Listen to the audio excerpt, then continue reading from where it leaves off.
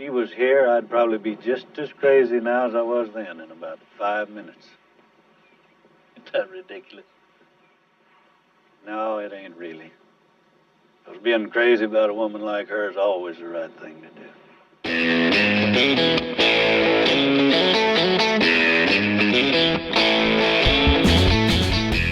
Hello and welcome once again to the Cine-Files, where this week, John Roca, my partner, and I are sitting in the same room. I am Steve Morris, a filmmaker, directing instructor in Los Angeles, California. Hello, everyone. This is John Roca. I'm a writer, producer, and host currently in Los Angeles, California, but living in San Diego, California, and happy to be doing it in person for the first time in a long time.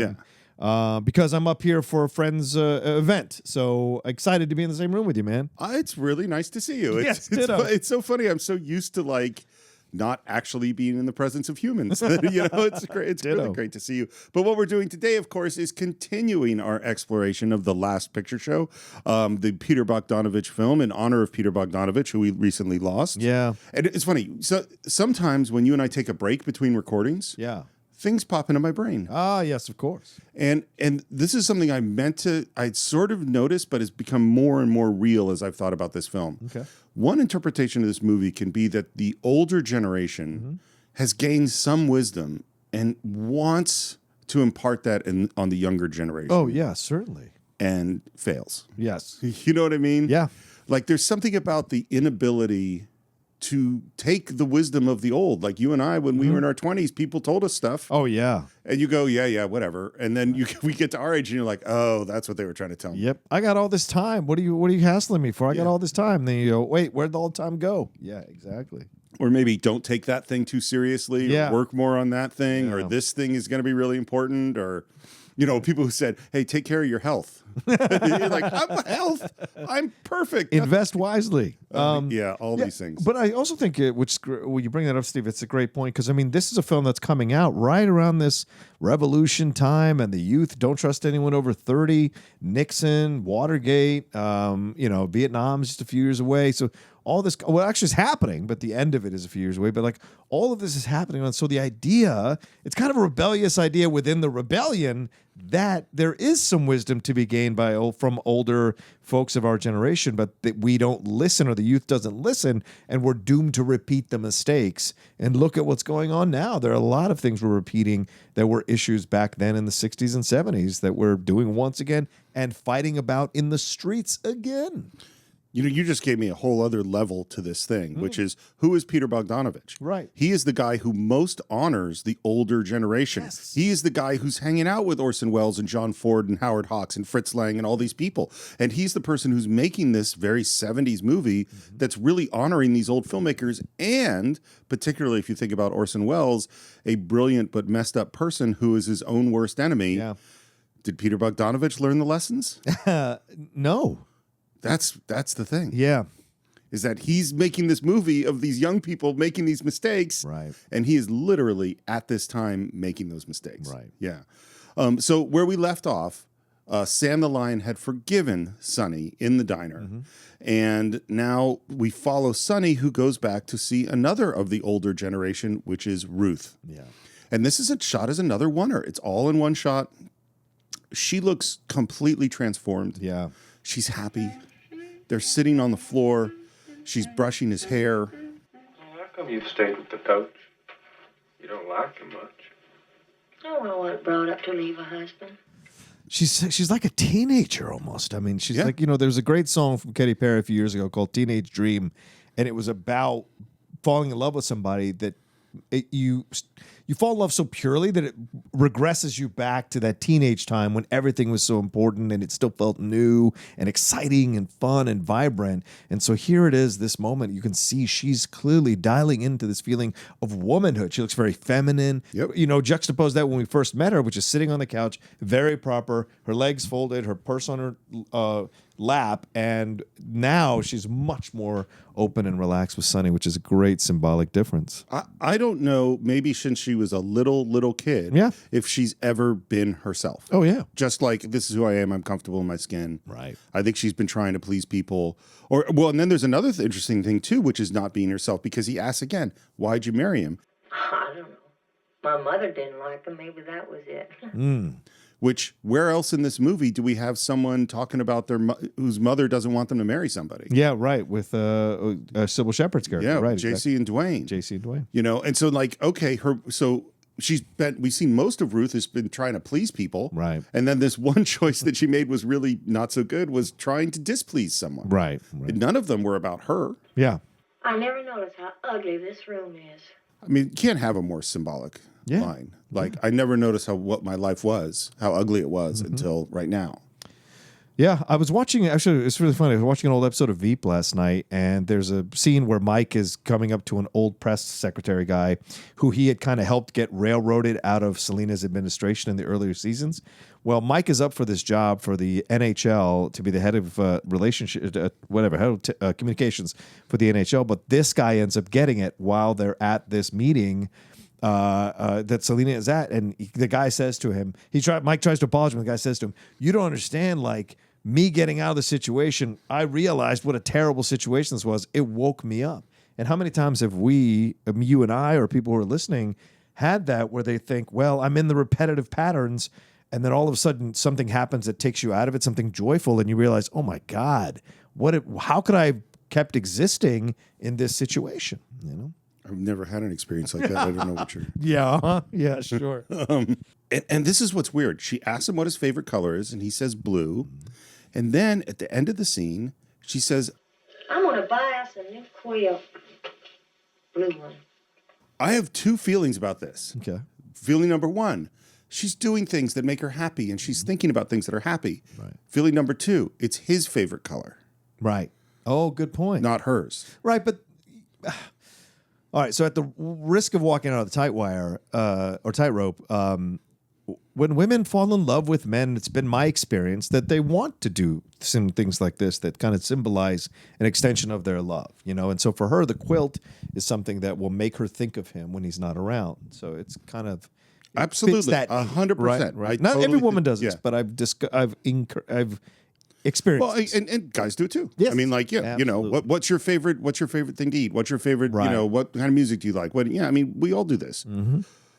Okay, we're going to go out to the tank, the pond. Oh yeah, I think this scene is... this is my favorite scene in the movie. I would have predicted that. Yeah. There's no doubt. This is, again, when I texted you and was like, hey, man, take a look at this. This is one of the scenes I was thinking about, because there's a lot here, which is we're there. It's with Sam the Lion. It's with Billy and Sonny. We're out there to go fishing. This scene, by the way, is very much his tribute to both John Ford and Orson Welles in a lot of ways. He really wanted to get it on the first take, because John Ford always told him first take is the best take. Wow. Which apparently, if you're working with John Ford, you better get it on the first take. Right. And so Ben Johnson was really used to having his shit down because he had worked so much with John Ford. Right. And if you messed up that first take, John Ford was all over you. You wouldn't believe how this country's changed. First time I seen it, there wasn't a mesquite tree on it. Or a prickly pear neither. This whole shot, we're just going to push in on Ben Johnson. I used to own this land, you know. That's the first clue that there's more to Sam the Lion. You know what I mean? Like, he's got a whole history that we don't get to know about. I reckon the reason why I always drag you out here is probably I'm just as sentimental as the next fella when it comes to old times. And then he starts to tell a story. I brought a young lady swimming out here once, more than 20 years ago. And the camera's pushing in. And just as it starts to push in, the wind picked up. And a cloud moves, and the sun comes out and hits Ben Johnson in the face. And Peter Bogdanovich was like, this is magical. But this is what Bogdanovich describes, which is totally a thing you do when you're directing, which is because there's a problem with the sun coming out, which means your shot might be overexposed. Right, now. the lighting, yeah. So you do you do this with sound too, which is you look over at the DP and go, John just saw what my gesture is, but it's like kind of, you can't say anything. Right. Because you don't want to mess up the take, but you're like, are we cool? And the DP apparently just shrugged his shoulders like, I don't know. Like, I can't tell if we're cool. And they keep pushing in. It was after my wife had lost her mind and my boys was dead. Which is right there is a lot. Yeah. Me and this young lady was pretty wild, I guess, and pretty deep.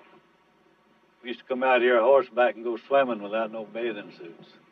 Is there anything, and this is not this is not a test, but does this remind you of anything? This kind of speech about this guy? Well, memory? sure. Shane, I mean, what he was telling him, you know, like, I came out, we laid the groundwork for this land. We did all this stuff, and now y'all coming in, taking everything we've done and deciding what's right and what's wrong. It's not fair, right? And that's a different approach than what you see here. His is, as he said, a more nostalgic approach because he accepts progress. He's a progressive person. That's a great one. I'll tell you one of the ones Bogdanavich was apparently thinking of. Oh. A fella will remember a lot of things you wouldn't think he'd remember. Oh, Citizen Kane, yeah. Yeah. Bernstein. Yeah, just this moment of hasn't a day gone by that I haven't thought about it. Yeah. There's that kind of wistfulness in this speech. Well, you know, it's funny to watch this film now, Steve. I'm sure if I had watched it when I was in my 20s, I'd feel more connected to Sonny. But watching it now, this time, I was more connected to Ben Johnson, to his character and what he was saying, what he was talking about. And, you know, it's funny. It's so weird to be old. I mean, I'm still a young fucking soul. Like, I still think I'm 35 years old and I haven't aged. And I sit there and I have people come up to me and they speak to me in certain ways, especially in the Schmodown, the younger players. And I'm just like kind of blown away by that kind of stuff. You know, I'm in between both worlds. So watching this speech from Ben Johnson, I know. I grew up in a town like this. I did go skinny dipping naked in a lake with girls in high school and stuff. And so I remember these memories. And to look back and talk about that stuff now is so crazy to be at that stage in my life, you know? The moment for me was when I started teaching. And then I had all these young people treating me like a grown-up. Like, not just a grown-up, but Mr. like... Morris, sir? Yeah, but they did, and like an experienced...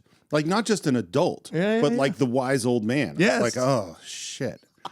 And, of course, that's the role I was pretending to be, the wise old man, you know? Right. And he tells this story about how this woman bet him that she could race, you take the horses across the pond and that she would win. She bet me a silver dollar she could beat me across. She did. But she was always looking for something to do like that. Something wild. I bet she still got that silver dollar.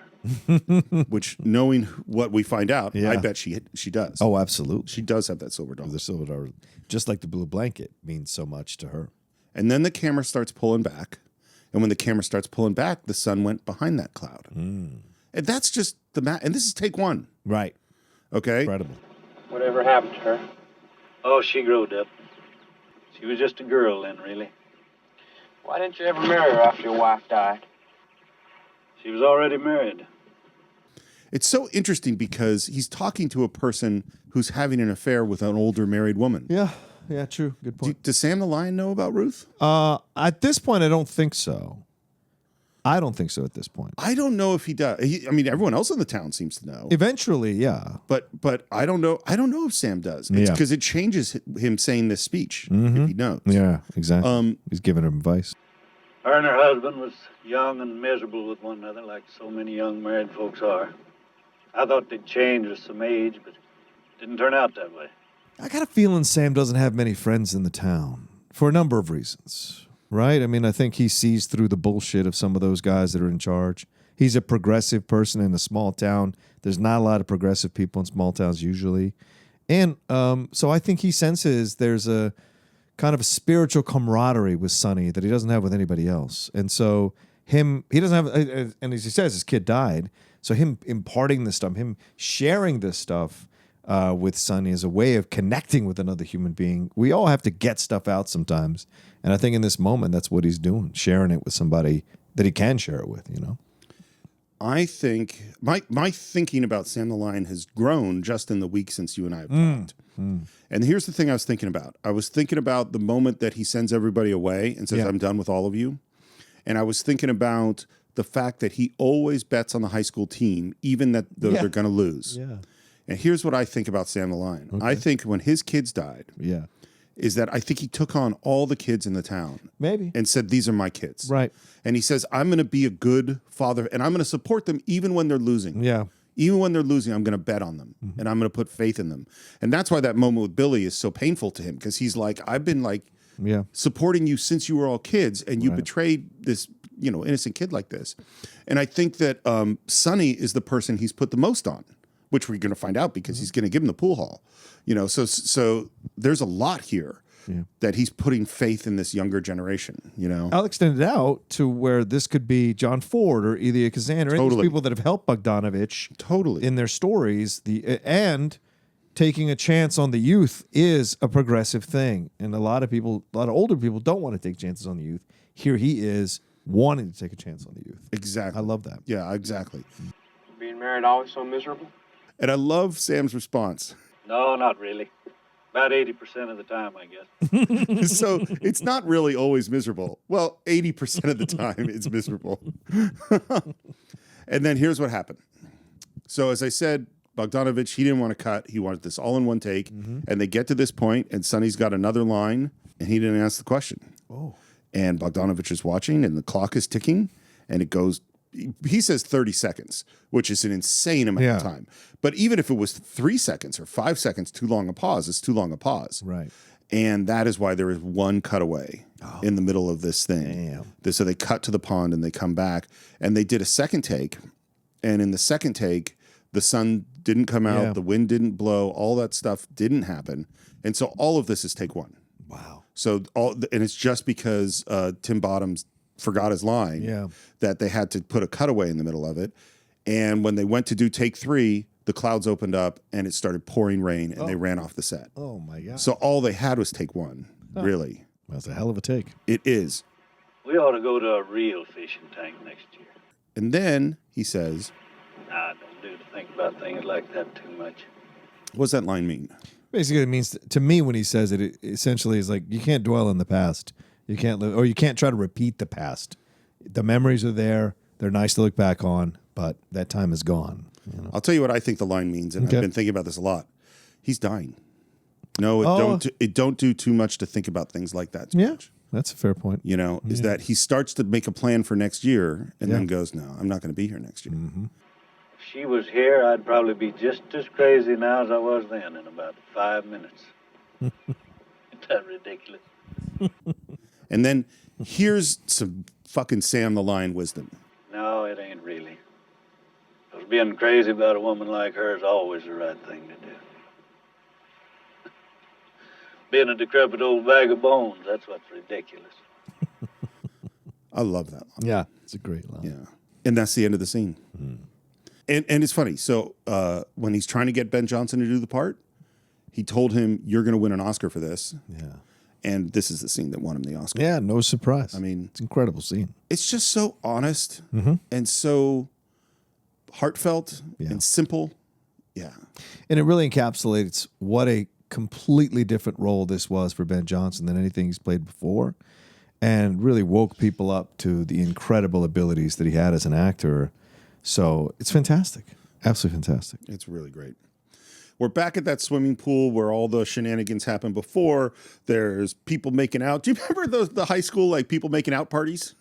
Like, no. I definitely remember being at the big crowded, like, because I was in the theater kid at school and with the drama department, and they're just all walking through a room, and there's people making out on that couch and people over there, and those people just went, that bedroom door just closed upstairs, and I was not making out. I was too shy. Yeah, no. I had that in college, but not in high school. And Lester is struggling with the top button. Oh, my God. What a doofus, man. God, I'm glad it wasn't on fire. I would have burned to death where you got one button undone. And it's so funny because she's still theoretically dating Dwayne. Yes. She's not into Lester in any way. Listen, there's nobody who's loyal in this whole movie. Everybody's cheating on everybody at some level of their relationship. Yeah, and betrayals large and small. Yes. And some of the betrayals are really rough. Yeah. So she's dating Dwayne. She's making out with Lester, who she's not into. Right. Because she's actually here for somebody else who is also in a relationship. Because she gets up, she walks through the room, she goes into the kitchen, and there is Bobby. I wondered where you went. Any asleep? Yeah. And she walks towards him, and the camera is pushing in on her and then on him, and his hand is out, almost like maybe he's going to take her hand. Yeah. But that is not what he does. Nope. Goes right to her crotch. Yeah. That is a move. It's a bold move. Yeah. It's a bold move, Cotton. Let's see if it pays off. And she has a reaction. Yeah. but it isn't a negative reaction. Right. And they kiss, and he says, Nice. You a virgin? Guess I am. Too bad. I don't want to be, though. I don't blame you. Come see me when you're not. Bobby Sheen has got a lot going on there in Wichita Falls. He's got a way he's playing this, that's for sure. That is a lot of confidence. That is, you know what I'll say? That is like uber rich kid confidence. Yeah. You know, like nothing bad could possibly ever happen to me. Yeah. That's also a guy who, I feel bad saying this, but like, you know, he's the guy whose ass kind of needs to get kicked, I think. Maybe. Yeah. We're back at the diner. This is another scene that was cut. And he's sitting with Dwayne, and Dwayne says, Why don't we just take off and go someplace? I'm sick and tired of this town. You're the only friend I got here. You mean go and stay gone? JC, no, I don't know. so 2 questions about this. Is this happening at the exact same moment at the party at the pool place at Wichita Falls? Because it could be the same night. It could be weeks later. Who knows? Sure. I don't know. I hadn't thought about it until today, but now I'm suddenly going, oh, I bet it's the same night. Okay. And JC is not there, you know? And he says, let's go to Mexico. Yeah. Which is always a bad plan. Yes, it is. You're depressed and say, hey, I got an idea. Let's go to Mexico. Yeah. And they go out, get in the pickup truck, and there is Sam in front of the pool hall. You going all the way to Mexico tonight in this old heap of junk? My God. Reckon the town get along without us till Monday? Oh, I reckon. If I was young enough to bounce that far, I'd go with you. Asks if they need any money. They say no. He gives them some money for insurance. Take money below that border, it sort of melts sometimes. My guess is if the Sam Line hadn't given them money, they might not have gotten out of Mexico. Maybe. And try not to drink too much of that buggy water. Oh, we'll just drink beer and tequila. Yeah, you catch the clap, you wish you hadn't drunk nothing. You remember when I said that Ben Johnson didn't want to do the movie because it was too dirty? Yeah. That was the line. He didn't want to say the clap. Different time. Yeah. Different vibe. He said, my mom's going to watch this. It's okay if I kill somebody. Sure. As in a Western. But to say I the can't say word the clap. And then there's a long pause. Yeah. And they look at Sam, and Sam looks at both of them very pointedly. It is an amazing look. Yeah. This is one of those moments on film where you go like, I don't know what's happening, what Ben Johnson is doing, or what the camera is doing, or the lighting or whatever, but there is so much in that look. Yeah. It's like a dad. And he says, well, and here's the thing.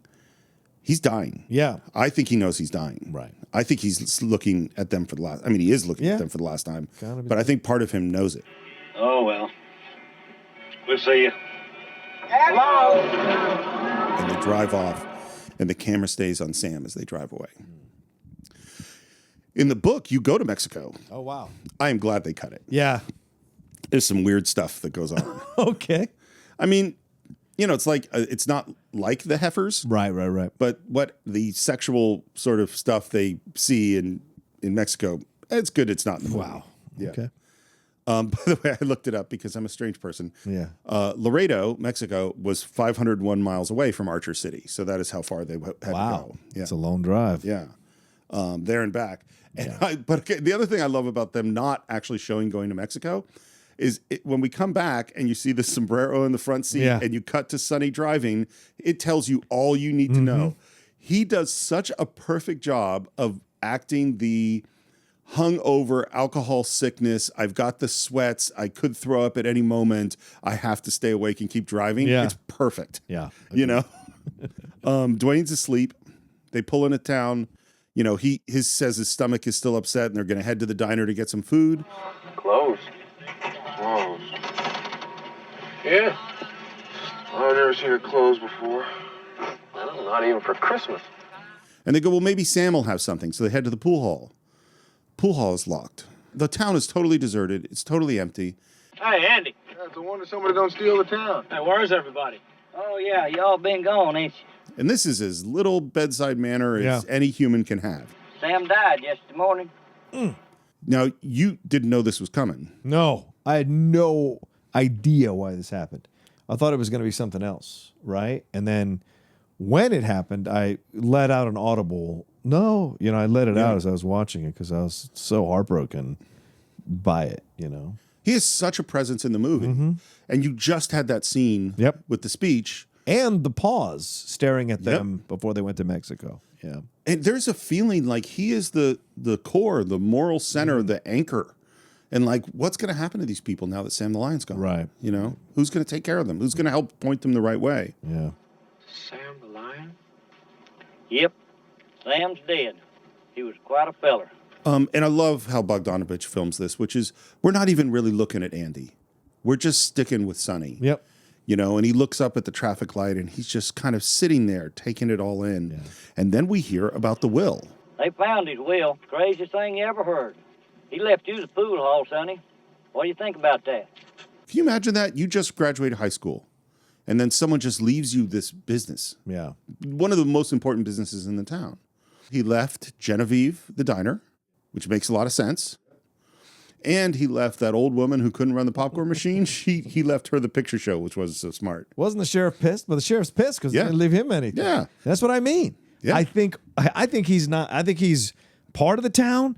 And they kind of deal with him, they work with him, whatever. But he's not beloved by the elders of the town. I have a feeling Sam knows a lot of skeletons and where they're buried. Oh, yeah. I totally think so. Yeah. And we also hear that he left $1,000 to this kid, Joe Bob, who we've heard a bit about, who's the preacher's son.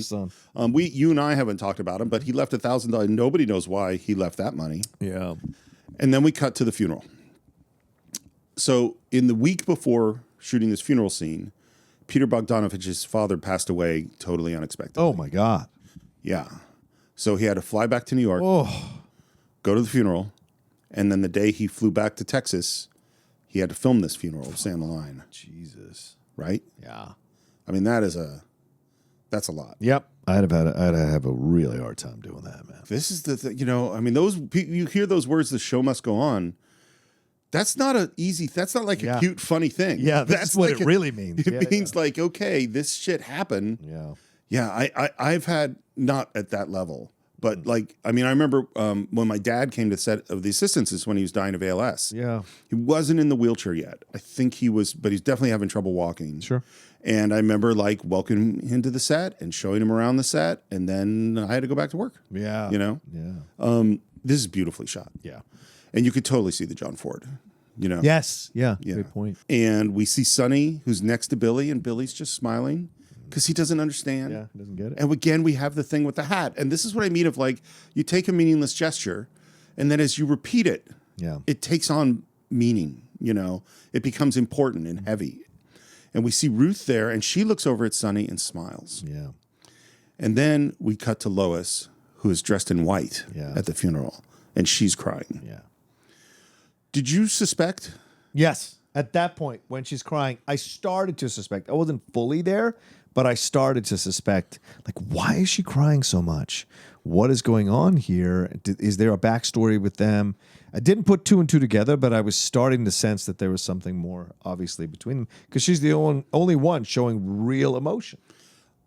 I don't think I suspect it at all. Wow. But I also think this is perfect setup. Yeah, of course. You know what I mean? And it's the one where if 3% or 5% or 10% figure it out at this moment, that's great. Yeah. And if you don't and you figure it out later when they tell you, then you go back and think of this moment and it's great. Yep. Agreed. And JC's there and they lower the coffin down, and then Lois, before the end of the ceremony, turns and walks away. Yeah.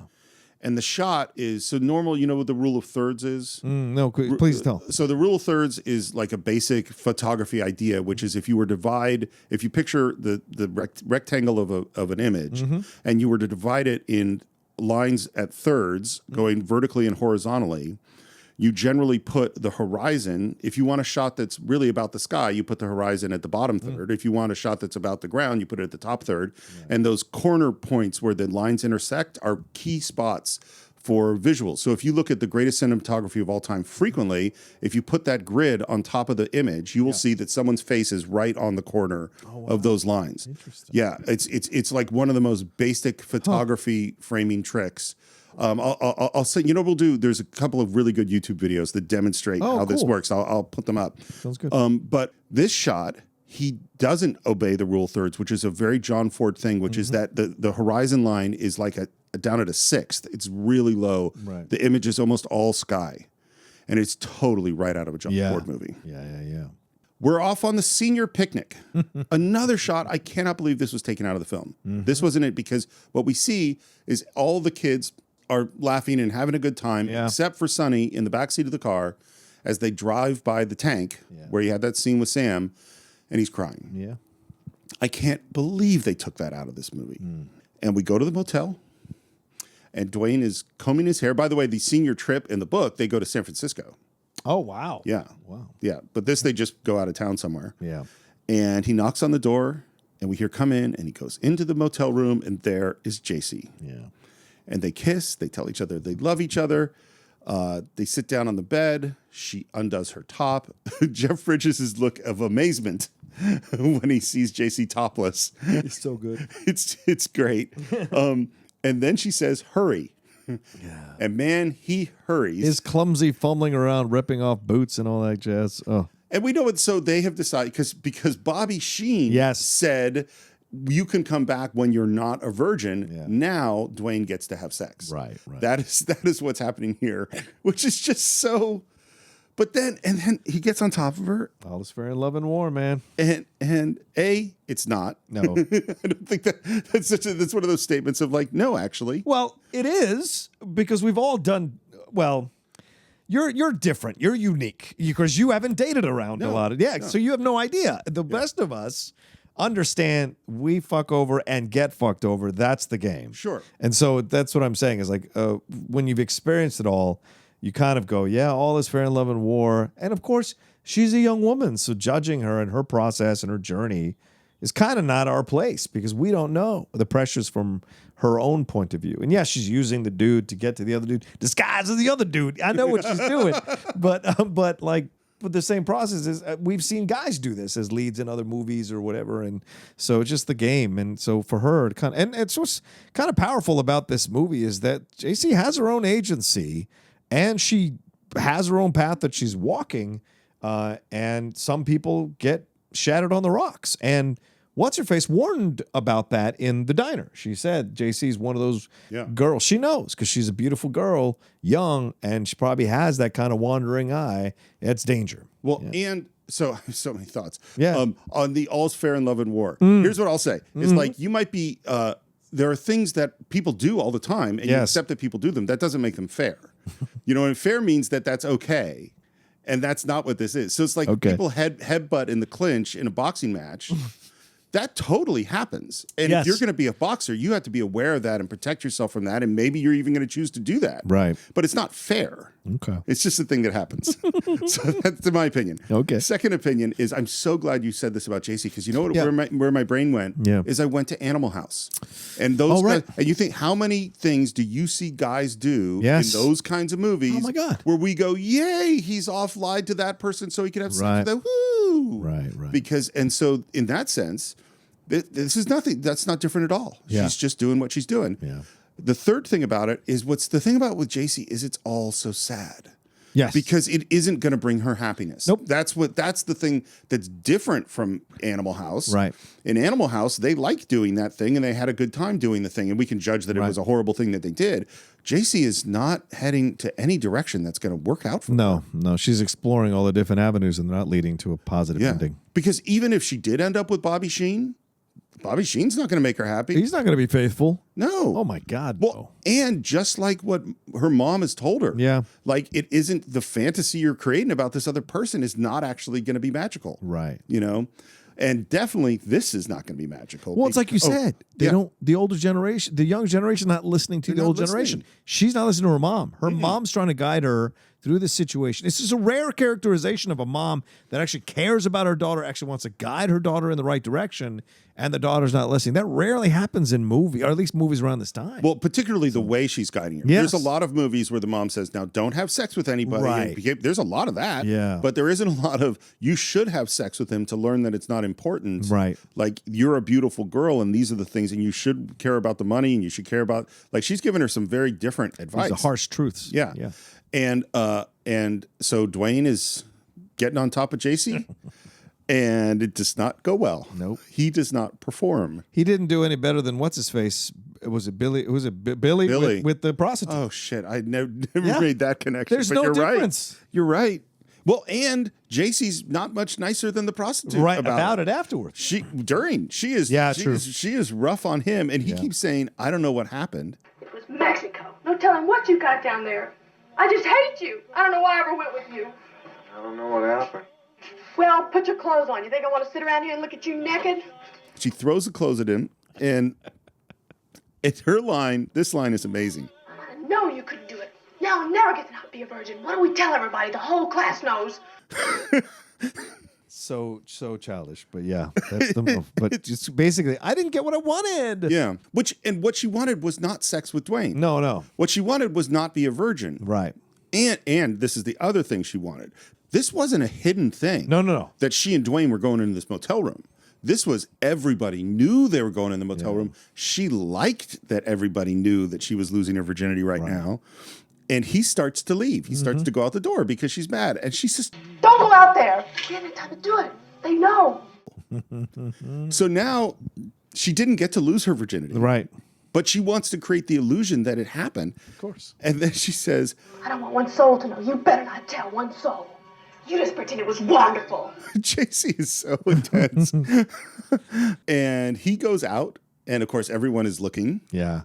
And then the girls run into the room, and there's JC sitting on the bed, looking dreamy and bliss-filled, and they ask what it was like, and she says, I just can't describe it. I just can't describe it in words. Which is all a lie. It's all, yeah. I'd like to meet somebody who had a great first time. It's not easy. No. Nobody sits there bathed in light. You want to hear the advice I got after my first time? Oh, sure. So the first person I told was my old friend Jeff Johnson, and I went to him and I said, "Hey, I just I lost my virginity," and he said, "How was it?" And I went, it was because this is my first time. Yeah. And this is what Jeff said in his wise, sage 17-year-old words. He said, "Listen. Having sex is a great way to spend an afternoon." He said, it's better than video games. It's better than going to a movie. Yeah. But it's not, don't think of it as magical. It's just a great way to spend an afternoon. Right. Which is kind of the lowest advice. And I still remember hearing that at 17 and going, okay, that seems right. Yeah. We see someone playing a piano and we are graduating from high school.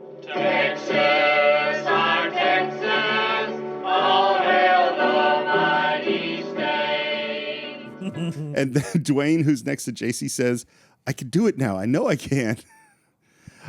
Cut to back to the motel. Yeah. And they walk out, and it's clear that this time they did do it. Yeah.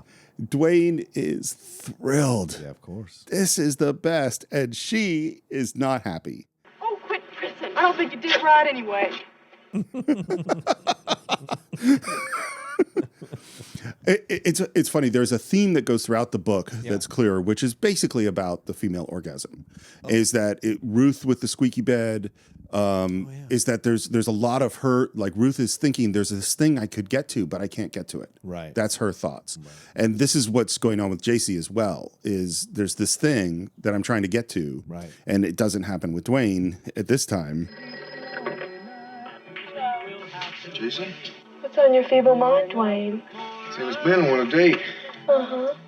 Why don't you just go back to Mexico? I guess girls are just easier to please down there. That's rough. Yeah. She got what she wanted. Now she's done. Yep. Yeah.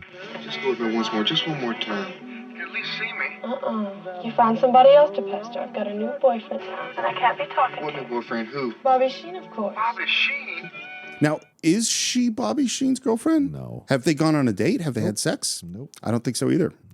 She's just decided that that's now what's going to happen. He's not a high school kid, is he, Bobby? I think he is. Is he? Or maybe he's a year older or something. He's a year older. He's older in some way because, like, the fact that she's running around thinking that because he said something in the kitchen is somehow making her his girlfriend is some childish stuff. And he hasn't even thought about her twice since she left the kitchen, probably.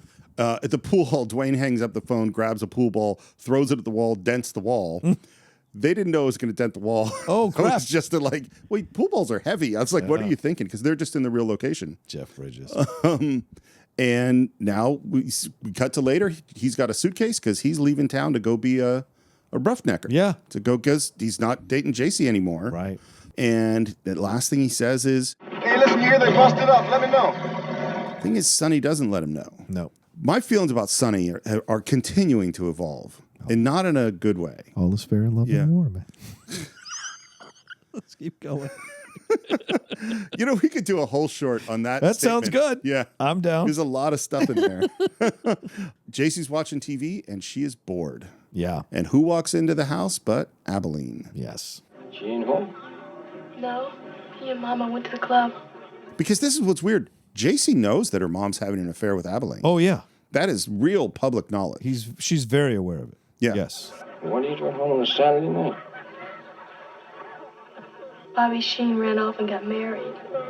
She's just a series of disappointments. Oh, yeah. Her life, I'm not saying she, her life is a series of disappointments at this point. Well, and it's kind of what Mom said at the beginning, which is that it's because she's putting her energy in places that are destined to disappoint her. Yes. That is not where you... But you can't know until you experience it, right? And that's sadly the part of the game. Well, and that's what this movie is. Yeah. That's what makes this movie so, is you watch these people making these choices, you understand why they're making them. Yeah. And you're like, oh, no. Yeah. Yeah. This movie is hard. But do you understand that because you're older, or would you think, if we saw this movie at 18, would you have really understood it? Would I have understood the movie, or would I have understood why people were making the choices they were making? No, would you understand the tragedy of the choices they were making, or would you go along with their choices?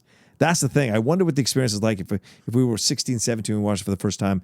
Do we go along with the younger people's choices and get them? I would say it's sort of in the middle. And I wish I could go, because I probably saw it at 23 or 24 the first time.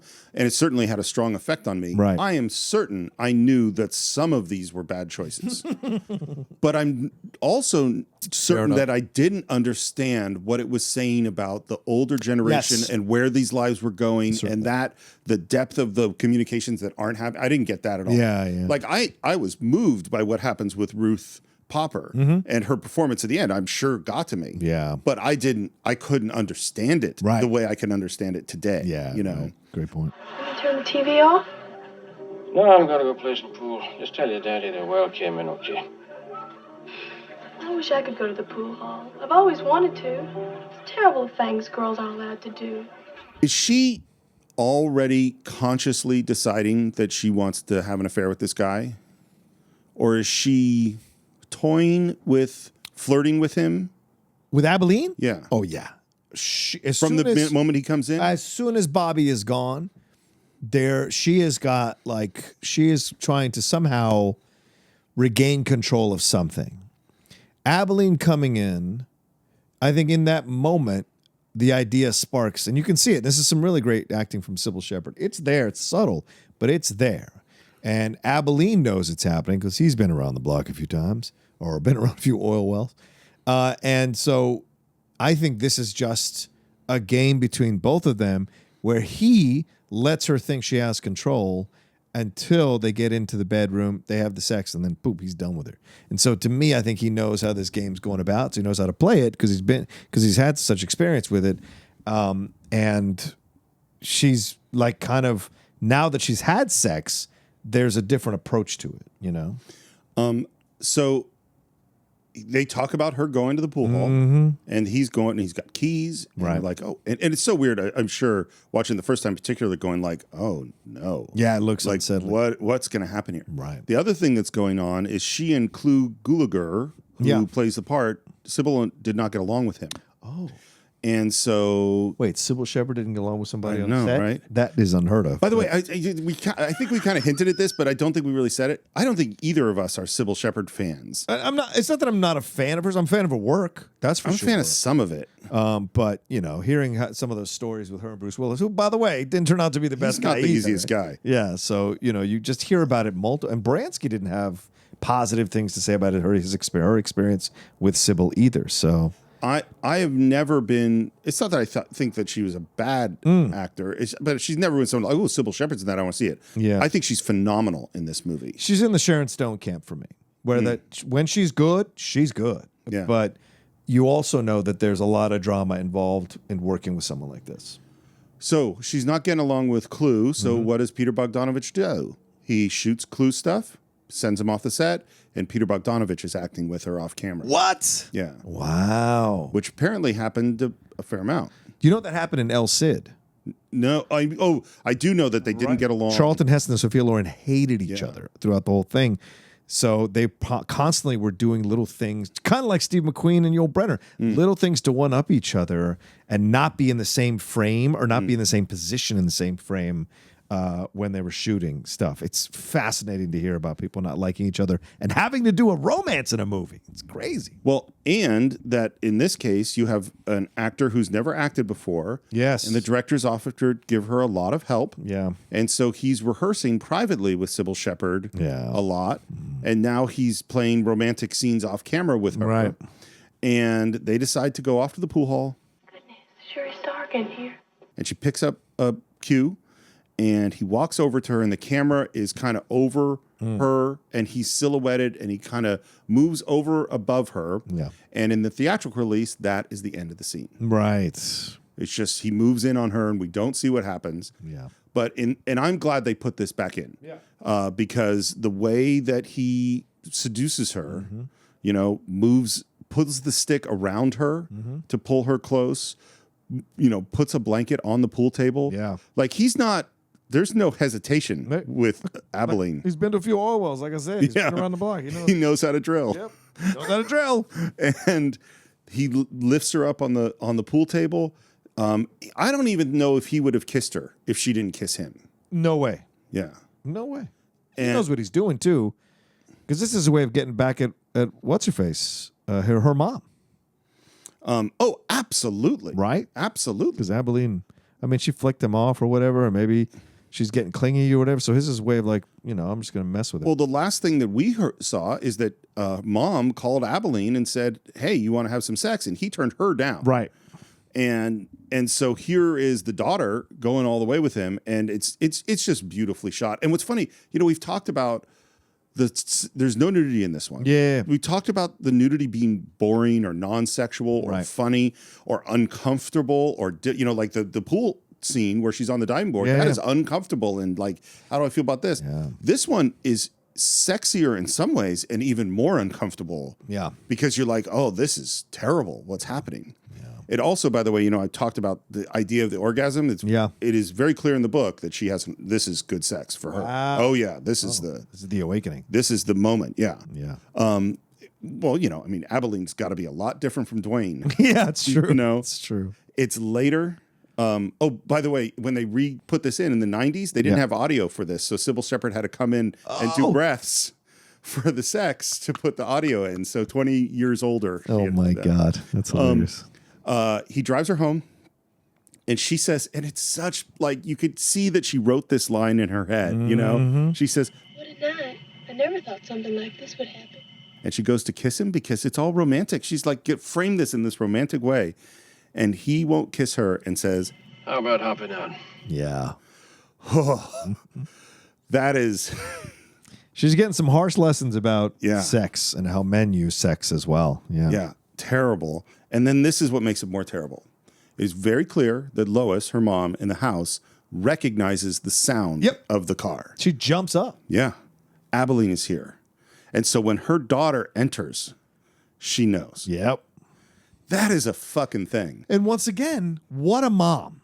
Because she doesn't go, how could you take something mine, you idiot? You know, she feels sympathy for her and sorry for her. Why? Because this was a woman who used to run wild naked in the water with horses. Yep. So she understands. She's such a incredibly unique character in the world of film, man. I totally agree, but there's also a moment at the end of this scene which is like, huh. Because, but yeah, I mean, and she doesn't, even if we put aside the fact that her daughter slept with the guy that she wants to sleep with, she could have laid into her. You would expect her to lay into her daughter for just sleeping with an older man. Sure. Like, what the hell's wrong with you? Yeah, right. You know, but she does neither of those things. And what's interesting too, JC doesn't hide what happened. Yeah, no.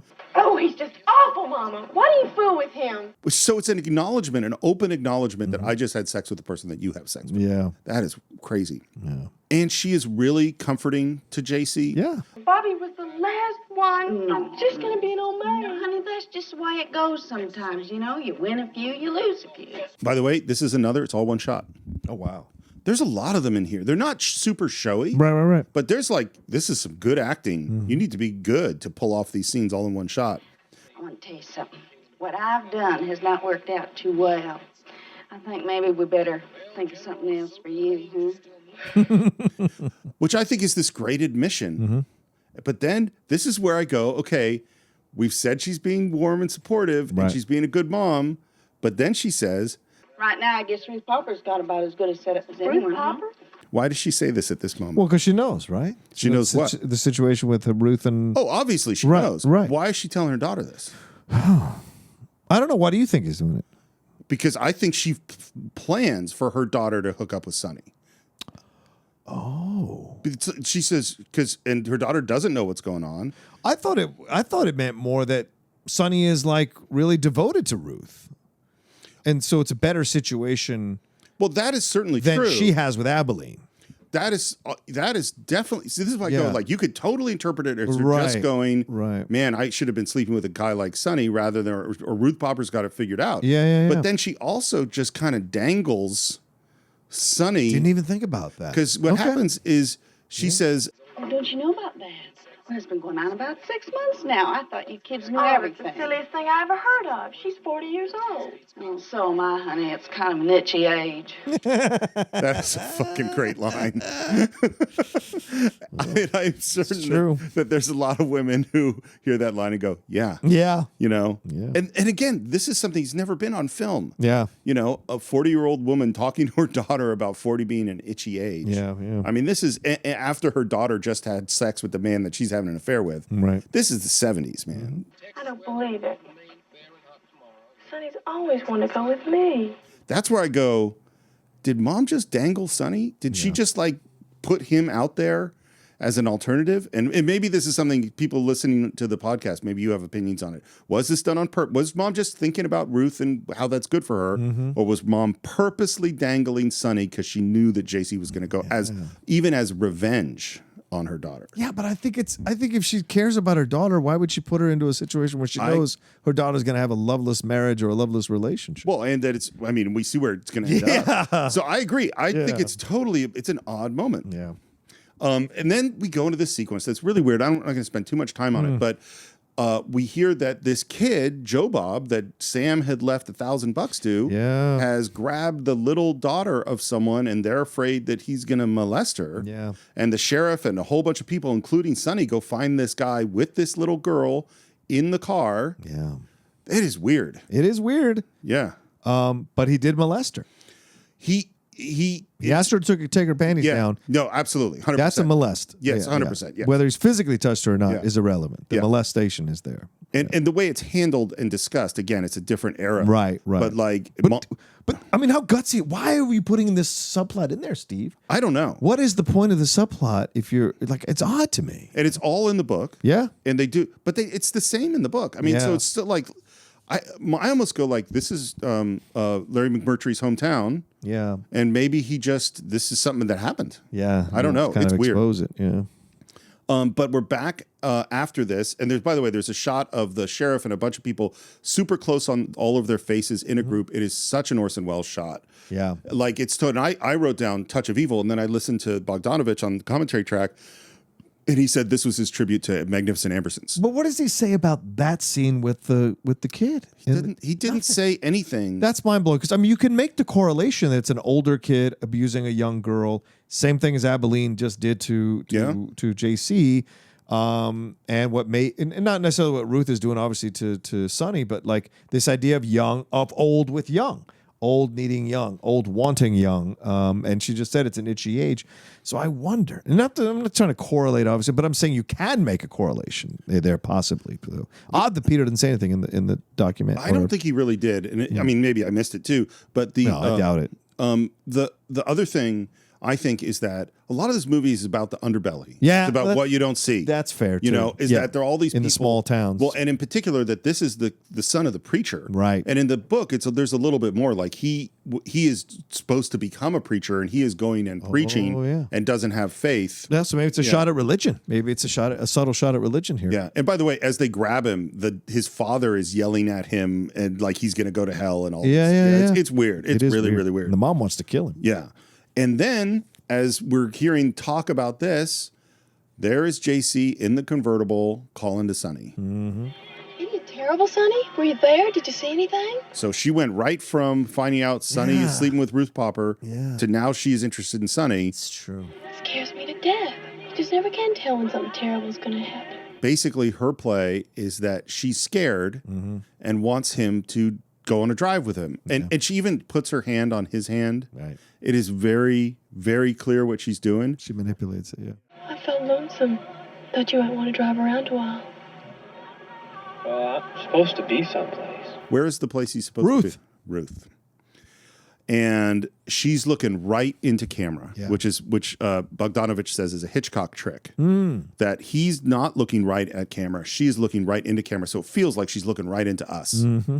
And we know when she squeezes his hand, he's not going to resist. And this is the thing.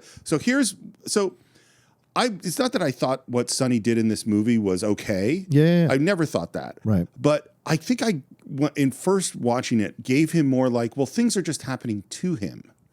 And watching it this time, I'm like, no, you're in charge of your own self. Well, sure. He could have stood up when the thing with Billy was happening. Yeah. You know, he could have, there's all sorts of things. He's having an affair with this older woman. He's not a victim there. He's making choices. He didn't have to go out with JC right now. But he's still a teenager, man. Of course. Yeah. So, of course. Yes, he's responsible for his own choices. Absolutely. But, you know, when you're coming into your own sexually, there's a lot of weird stuff you're going to do. If Hot Girl had come to me and put her hand on me and said, "Do you want to go driving?" I'd be like, "Yes. Yeah. Yes, I do." But Ruth is a foul. I mean, like the fact this has been going on for 6 months, Steve. Yeah. This is not a betrayal of sneaking around. This is 6 months. Yeah. You know. Well, so, and she is re-wallpapering the room. Yes. Ruth is. I'm sure it's blue. Yeah. Because that's his favorite color, and she's waiting for him to come over. Do you think there's a narrative dropping of the ball here that we don't get anything from the coach? I do. Like, there's no scenes with her and the coach. The coach seems to have no problem with this, other than that scene later on where he completely ignores him when he comes back to high school.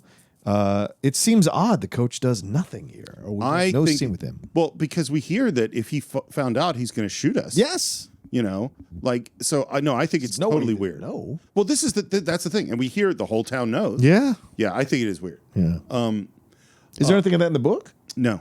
Really? There's no more. There's a little more hitting on the fact that the coach is into young men. Yeah. A little more, but not that much. But no, I don't think there's more about the coach.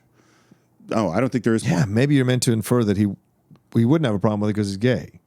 I don't know. I don't see him as because I think he puts a lot into his manliness. How Yes, people he think does. he's a man. So if he knew that the whole town knew that this kid is fucking his wife, I don't think he would be okay with it. Right, he'd be embarrassed. Yeah. Yeah, the shame of it. He would have to show how manly he was by killing him or kicking the shit out of him. Yes. You know? So we're out driving, and JC asks about Dwayne. Guess I'll always be a little bit in love with Dwayne. We just had too much against us. It's nothing in here is true. No. It wasn't easy being the one to break up. And then she snuggles up with him. I love when people say that. You know, it was tough for me to leave that person too. Yeah. Was it? Well, and I love that she thinks that this is a way to make it okay for Sonny to fool around with her. Oh, of course. Because she still cares about Dwayne. Yeah. It's weird. She's coming into her power as a person, irrelevant of gender, who can manipulate a situation to get what she wants. Yeah. And where do they pull up to? The tank. Yeah. The same place that Sam the Lion was with that young wild girl. Here's a question. Yeah. Do you think Lois has ever told JC about being young and wild, going naked in the pool? No. I don't think she's told him about Sam the Lion. Why are they at the tank? Because Sonny drove. Oh, so maybe he wants to have this experience with her. I don't know. Interesting. Okay. Well, and what did Sam the Lion say? He said it would be ridiculous not to go after a girl like that. Yeah, right. You know, that's true. Yeah. You know, and so that's good point. It's funny though, because Lois is the girl. Obviously, we've already revealed that. Is that I think Lois and Sam. Lois was being who she was at that moment. It was honest. Oh, it yeah. was all truthful. Yeah. Nothing about this situation with JC is truthful. Right. Exactly. JC's not being who she is. Right. You know. Well, unless she's a manipulative little person. I don't know. Yeah, but this isn't making her happy. You know what I mean? Like, True. she's not joyfully just. She's following a plan to go after a fantasy that she thinks will make her happy. Right. She's trying to reclaim some power back into her life. Yeah. And we hear Blue Velvet. Again, we're listening to pop music, not country music. Yeah, Bobby Vinton. And which, by the way, I can't not associate it with the movie now. Of course. So it's always a really weird song in my head. And she moves in basically very clear what she wants for the kiss. Yeah. And he swallows and he's scared and then he goes with it. Yeah. And then we cut to a little bit later and he's, they're really hot and heavy. And she says, Here. I'm too old for screwing in cars. which, by the way, that is not saying no. Right. That is saying later. Right. I don't like to hurry. Why don't we go to Wichita and get a motel room? I'm afraid to right now. I think my folks are watching me. They know I don't want to go to college. They might think we're going to run off and get married. Again, she's planting seeds and ideas. We'll do what it says. Got all summer. This is the first thing Sybil Shepherd shot in the film. Oh, wow. And Bogdanovich said he would never do it again that way. Oh, okay. It's too much, and I agree. Like, having someone do the makeout scene. It's a lot. And it's also, remember, she had hooked up with Jeff Bridges right when they started shooting. Right. And we also hear that right at the beginning of the shoot, Tim Bottoms had a huge crush on her. Oh. And this is the first thing they shot together. Wow. So that all kind of makes sense. Yep. And Ruth is sitting on the bed in a pretty dress, just waiting. Okay. This scene, Dwayne and Sonny. Dwayne's got a new car. Right. The way they shot this is he just rehearsed each piece for each shot. So I'm going to have the camera here, and you're going to do these 3 lines. Right. Then you're going to move here, and I'm going to move the camera there, and you do these 3 lines. A lot of people think that's how you make a movie. It's never how you make a movie. This is technically the wrong way to do it, because you don't know that everything's going to match. What you do is you shoot more of it and you do coverage. So you duplicate what you're doing from multiple angles and then you can edit it together. Yeah. If you just shoot that and then for those lines and that for those lines, they have to cut together. Yeah. If they don't cut together, the whole scene doesn't work. Right. And so they start to shoot it, and the script supervisor and the DP come to him and is like, aren't you going to shoot a master? And he goes, and this is what Bogdanovich says. He says, what's a master? I don't believe it. There's no way he said interviews with John Ford or whatever doesn't know what a master shot is. That's ridiculous. Yeah. And he said, again, this is where we go like, these stories that we tell on the Cine-Files, these are the things that I heard you heard from a director or an actor. That doesn't make them the truth. Exactly. It's just, this is the story. And what he says is that the script supervisor, because script supervisors take notes of what you shot and what the camera angles are. He says the script supervisor wrote in the script, shot under protest. Which, again, I don't believe that anyone would do that. That just is bizarre.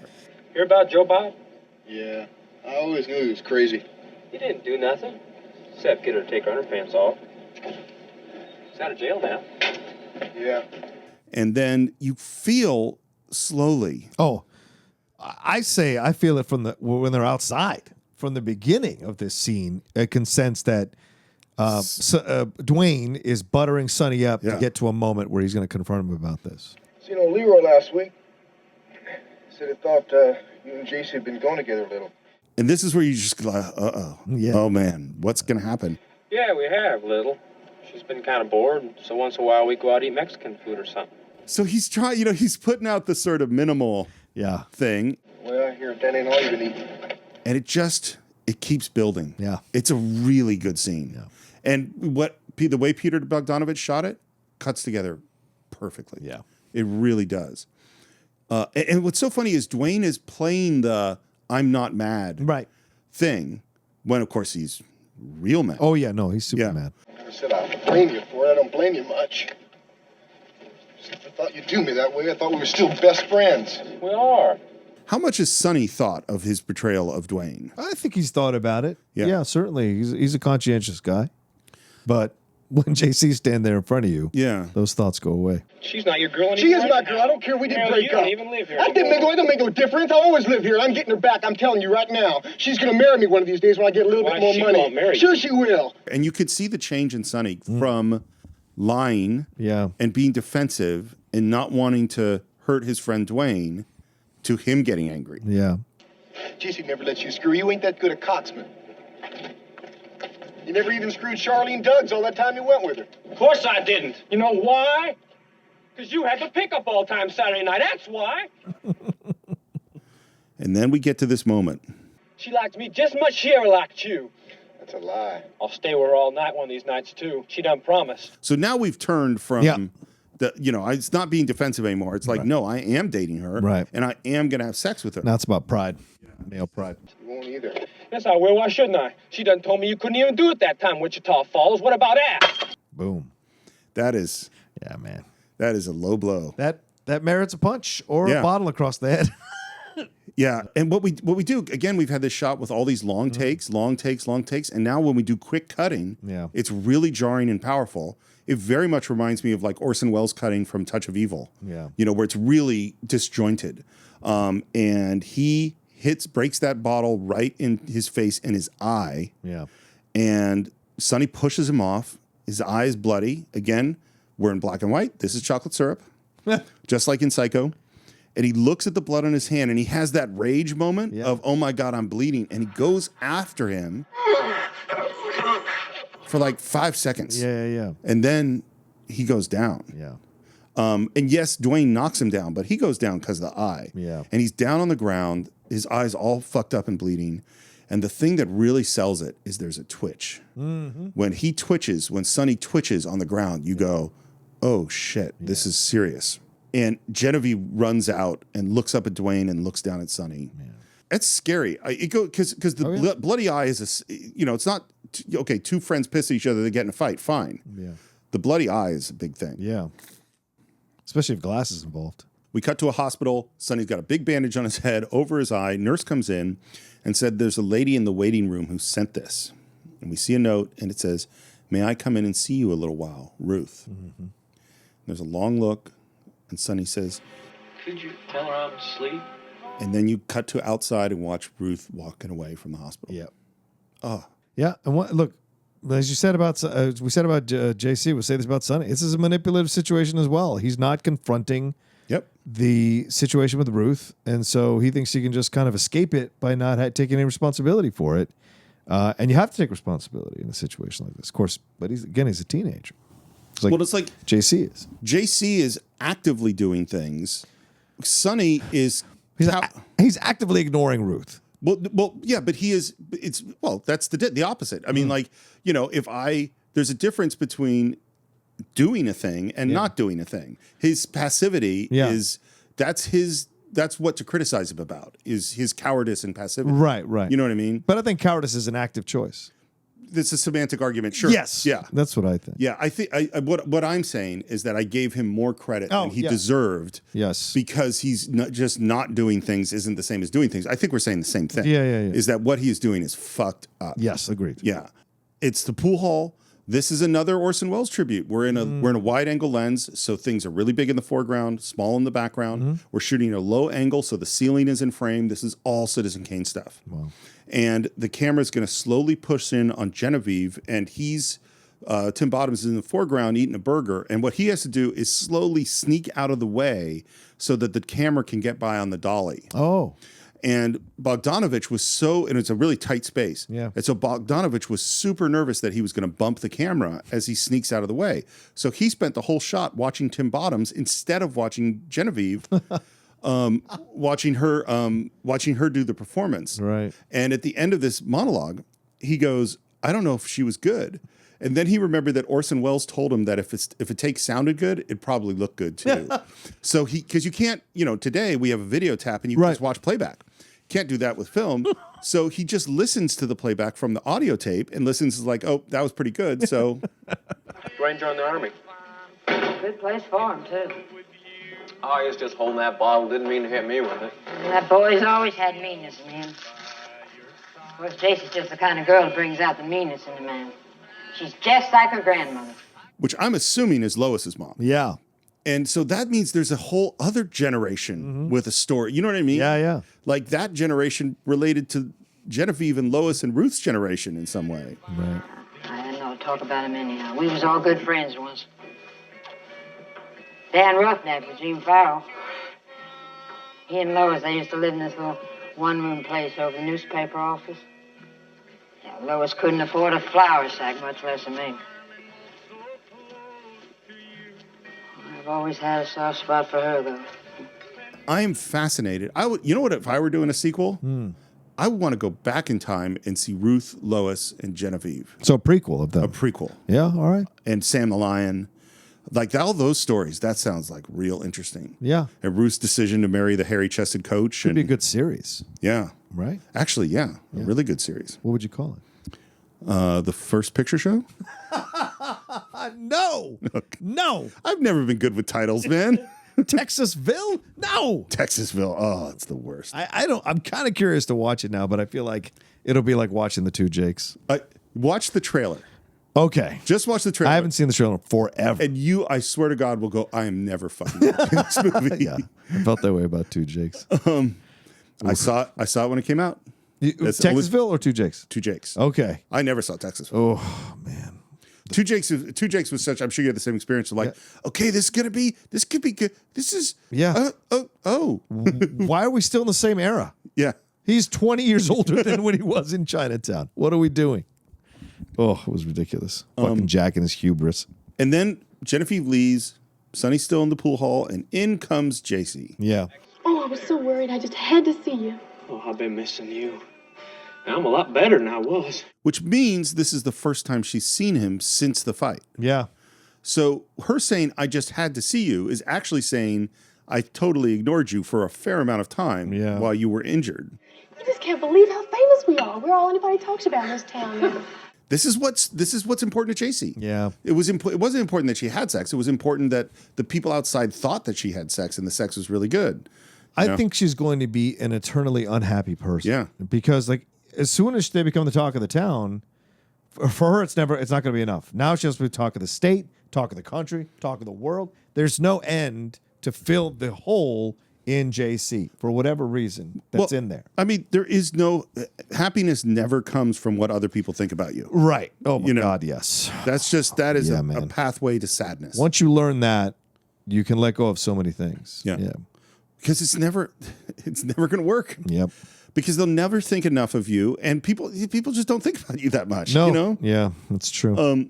And people will always think shitty things about you. There will always be people that think shitty things about you. That's just what it is. Yeah. You know? It's the game sometimes. I want us to get married. What? I really do. Get married? Just as soon as you want to. Don't you want to? Why does she want them to get married? Bet the whole town will be knocked for a loop if we do. They'll never forget it. That's why she wants to get married. Yeah. It's certainly not because she's in love with Sonny. Right. What are her feelings about Sonny? Does she care about him at all? No, I think he's a means to an end. Yeah, that's what I think too. Yeah. We can run off. They'll kill us. Oh, they won't. Kill me anyhow. They'll get over it. Pretty soon they'll love you just as much as I do. So she's proposed, and now she pushes him into it. Yeah. He's not that excited about getting married. He wants to have sex with her. Right. And you know what the last thing she does in the scene is? Takes his drink and drinks through the straw out of his drink. Yeah, that's right. Which is a small thing. Yeah. But she drank his milkshake. She drank his milkshake. They're driving in a convertible. By the way, it was really cold when they shot this. Oh, my God. Have you been in a convertible with the top down in the cold? Yes. It's cold. Yeah, it is. And she's like in a sundress. She said this was super hard. She was freezing. I bet. Like every time they said cut her, she's shivering, her teeth are rattling. And he puts his hand on her leg. Don't do that, Sonny. Well, why not? We're man and wife now. We can do anything. Not while I'm driving. I might have a wreck. It's like they just got married. Yeah. And if the woman you just married says, don't put your hand on my leg. Yeah. But once again, here's another life experience that she's unsatisfied by. Oh yeah, the sex. She thought the marriage. She probably thought the marriage was going to be this beautiful thing, and everyone's going to go crazy for it. Now that it's over, it's like, oh, you know. And well, so yeah. Yeah, well, I'm sure you've had many things in your life that were like, well, when I do this, I'll be happy. Yeah. And then you get literally to just the other side of that, and you go, huh? Yeah. I'm just still me. Yeah. I'm still here. In a small way, and I'll say this real quick because sometimes I want to start removing references to this in my life, but like when I won the belt for the first time in the Schmoedown against Dan, the build-up to winning the belt, the year-long build-up to that match was so intense and so incredible. And then when I won the match, just sitting there with the belt on the couch, and people came up and were like, hey, congratulations, blah, blah, blah. But then you're like, this is it. That's it. This is it. Yeah, it wasn't, the euphoria lasted for a few minutes or for 20 minutes tops, but then eventually it just dies down, and then it's like, well, now I got to defend this thing because everybody else is going to want it. And so, the thing is, that's what you realize is like, oh, it's about the pursuit, really. Yeah. I mean, achieving it is great, and if you can achieve it, awesome. But then once you achieve it, you've got to find a new goal, and you got to start all over again. So two things about this. How many times have you heard that exact story about people winning the Oscar? Yeah. I've heard it a lot. Yes. Of like, spent my whole life trying to get this thing, and now, okay, I have this thing. It didn't lead to the thing that I thought it was going to lead to. Yeah. That's the other thing, and this took me a long time to learn this lesson. Yeah. You spend your life in process. Yes. You only have a second of achievement. Right. Of winning the Oscar, or winning your belt, or whatever it is. That lasts mere moments. Your life is in process. Right. So the point is to enjoy the process. Yep. Because that's your life. That's it. You're 100% right. Wouldn't it be just awful if Mom and Daddy got the police after us?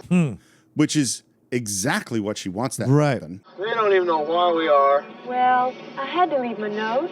Because she wants them to come after her. Right. I wish you didn't have that stupid eye patch. It's really creepy.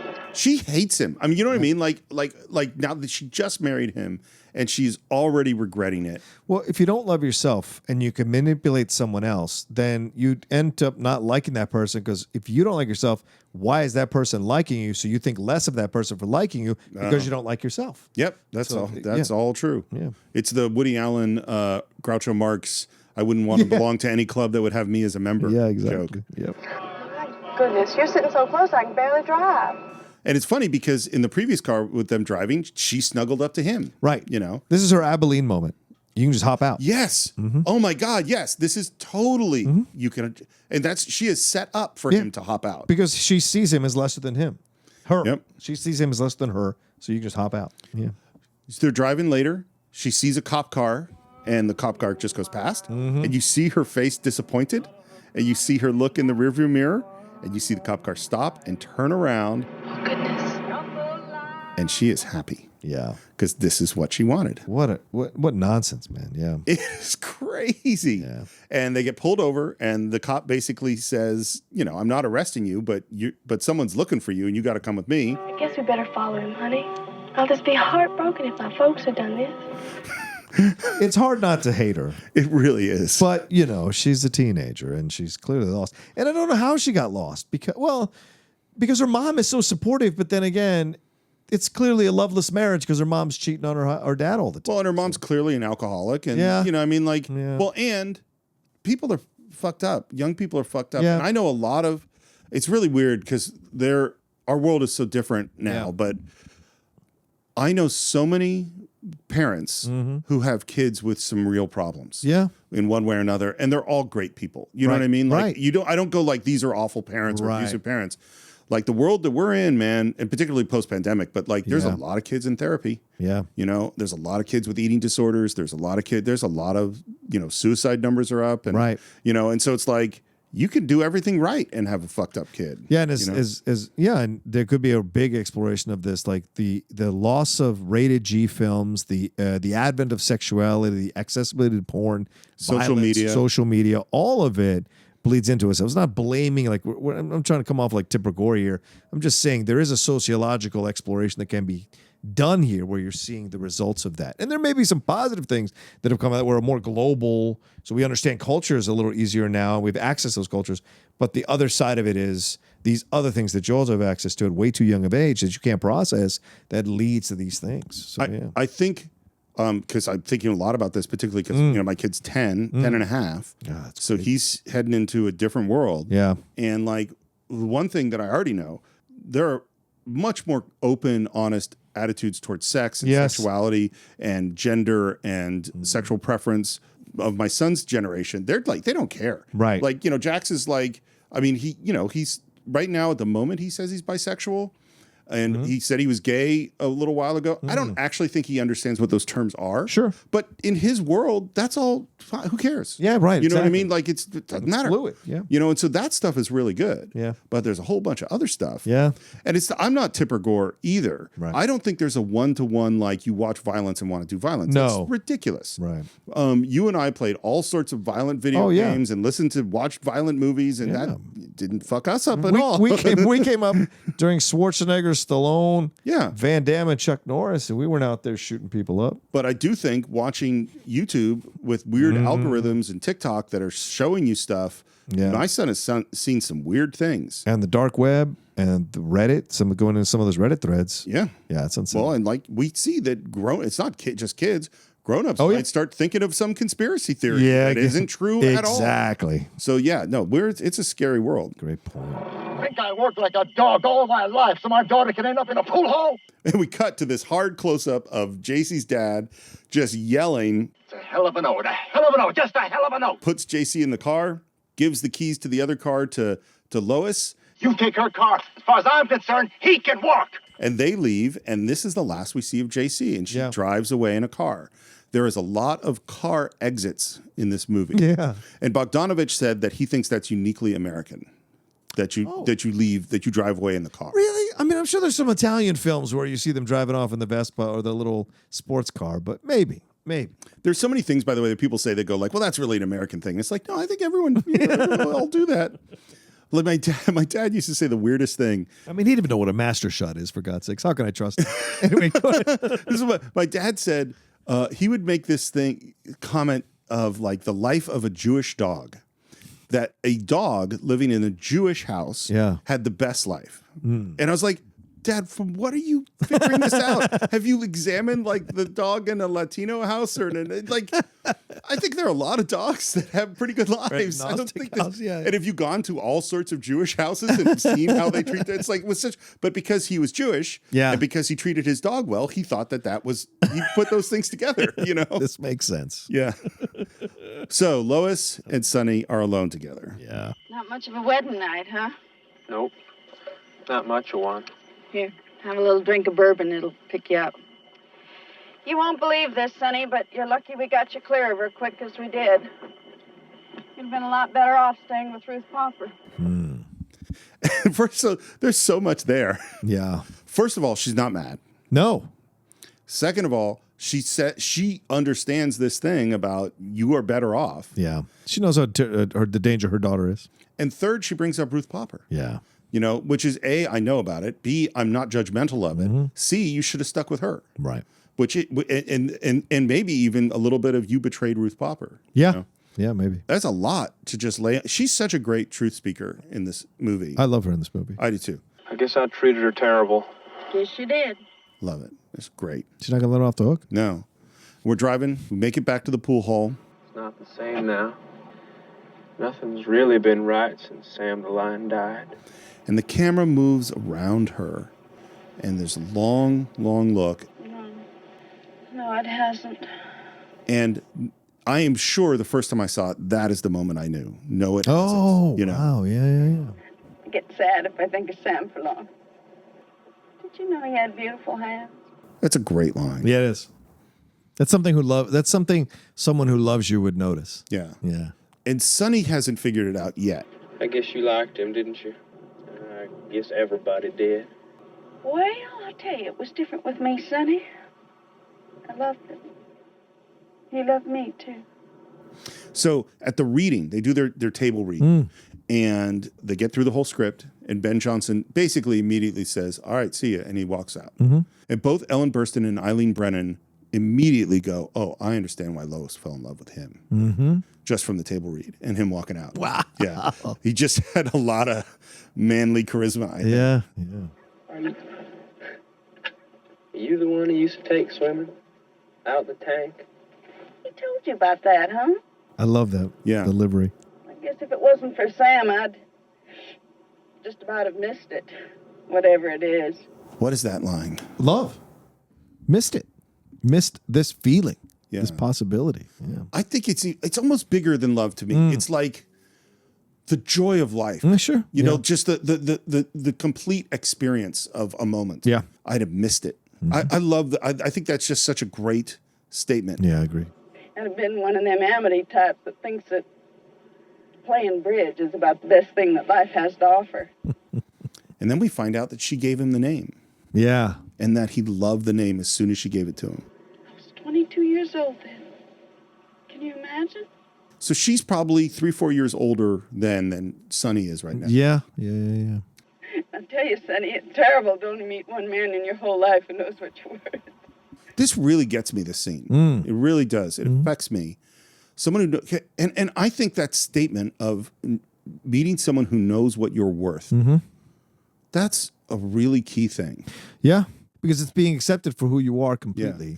And valued. That's actually rare. Yeah, and valued. And it shows exactly what JC is doing wrong. You know what I mean? Because she's not after someone, she doesn't know what she's worth. Yeah. And none of the people she's with know what she's worth.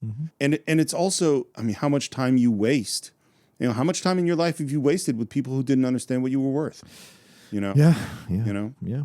God, yes. Jesus Christ, yes. No, that's a lot of, I mean, yes, it's true about love and those kind of relationships, but man, it's been true of me in jobs a lot of times where it's like, you don't know what you don't know what I can fucking do. Yeah. Or you're taking advantage of me or not paying me what I am worth or treating me with that respect. Yep. You know, or friends too. Yeah. You know, definitely. Yeah. I looked too. You wouldn't believe how I've looked. And that's Abilene, and that's probably a whole bunch of other people. Well, now I know. That's why Sam liked you. Love me. Loved you, I mean. And she reaches out and touches his face. Are you getting worried at this moment? No, because in my estimation, he is what's left of Sam. Yeah. He has the same kind of energy. It's not as manly as Sam's energy, but he has some shades of Sam's energy, which is why Sam gave him the pool hall, why Sam gave him that story about her. So I think she's connecting to that they both love Sam equally. Which is the next thing she says. She says, Well, I can kind of see what he saw in you, too. and there's a long look, and then there's kind of another look, and he looks at her, and then she says, I love it. She plays it so perfectly. Nope, I'll just go on home. Go on and get out. Yeah. Because you could totally see, like, I could have sex with him right now. Yeah. Like she knows. I'm She not could have. going to. Yeah. I'm going to go home. I could do the reverse of what my daughter did. And he gets out, kind of takes a big drink, trying to look a little manly, and doesn't handle it well. And she laughs, and she drives away. Yeah. And this is her exit, driving away in a car. Yeah. That's right. In the book, they sleep together. Oh, no. Yeah. Shit. Yeah, they go to a motel, and they have sex. Damn. Yeah. It's better that she doesn't. I totally think this is better. Right? Because the moment of her going, no, I better not, is so much more interesting. Everybody's had sex in this movie. Right. Her saying no, the person who is the most philandering, we think, who slept around a lot, saying no in this circumstance, that's great for her. I feel better about Lois. Agree. And it's consistent with her character because she's the one sitting there giving him a little shit about Ruth. For her to turn around and be someone who helps him have sex with someone other than Ruth is kind of undercutting everything she just said about Ruth and what he did to Ruth. Exactly. Yeah. Actually, that's totally correct. Yeah. We're at a football game. Yeah. And this is a place where Sonny felt at home a year ago. Yeah. And he doesn't feel at home here now. And the team's winning. Yeah. They're good now. Yeah. And I love there's some guy he's talking to, and I love that he says, "Now, when was it you graduated?" It's like, it was last year. I was just playing on the team. And you know who that is, the actor? No, who is that? That's young Pat Hingle, young Commissioner Gordon. Oh, shit. Yes, from 1989's Batman. That's young Pat Hingle. Oh, my God. Yeah. And then Coach comes up, kind of in the foreground, like you don't even really see him. Yeah. Now listen, see if we can't stretch that goddamn thing a little. You know a man never ought to cheat, unless it's for a good cause. And he's talking about something going on in the game. Yeah. Is he consciously saying that to Sonny? Well, you see Sonny there, so I don't see how he doesn't. Yeah. Yeah.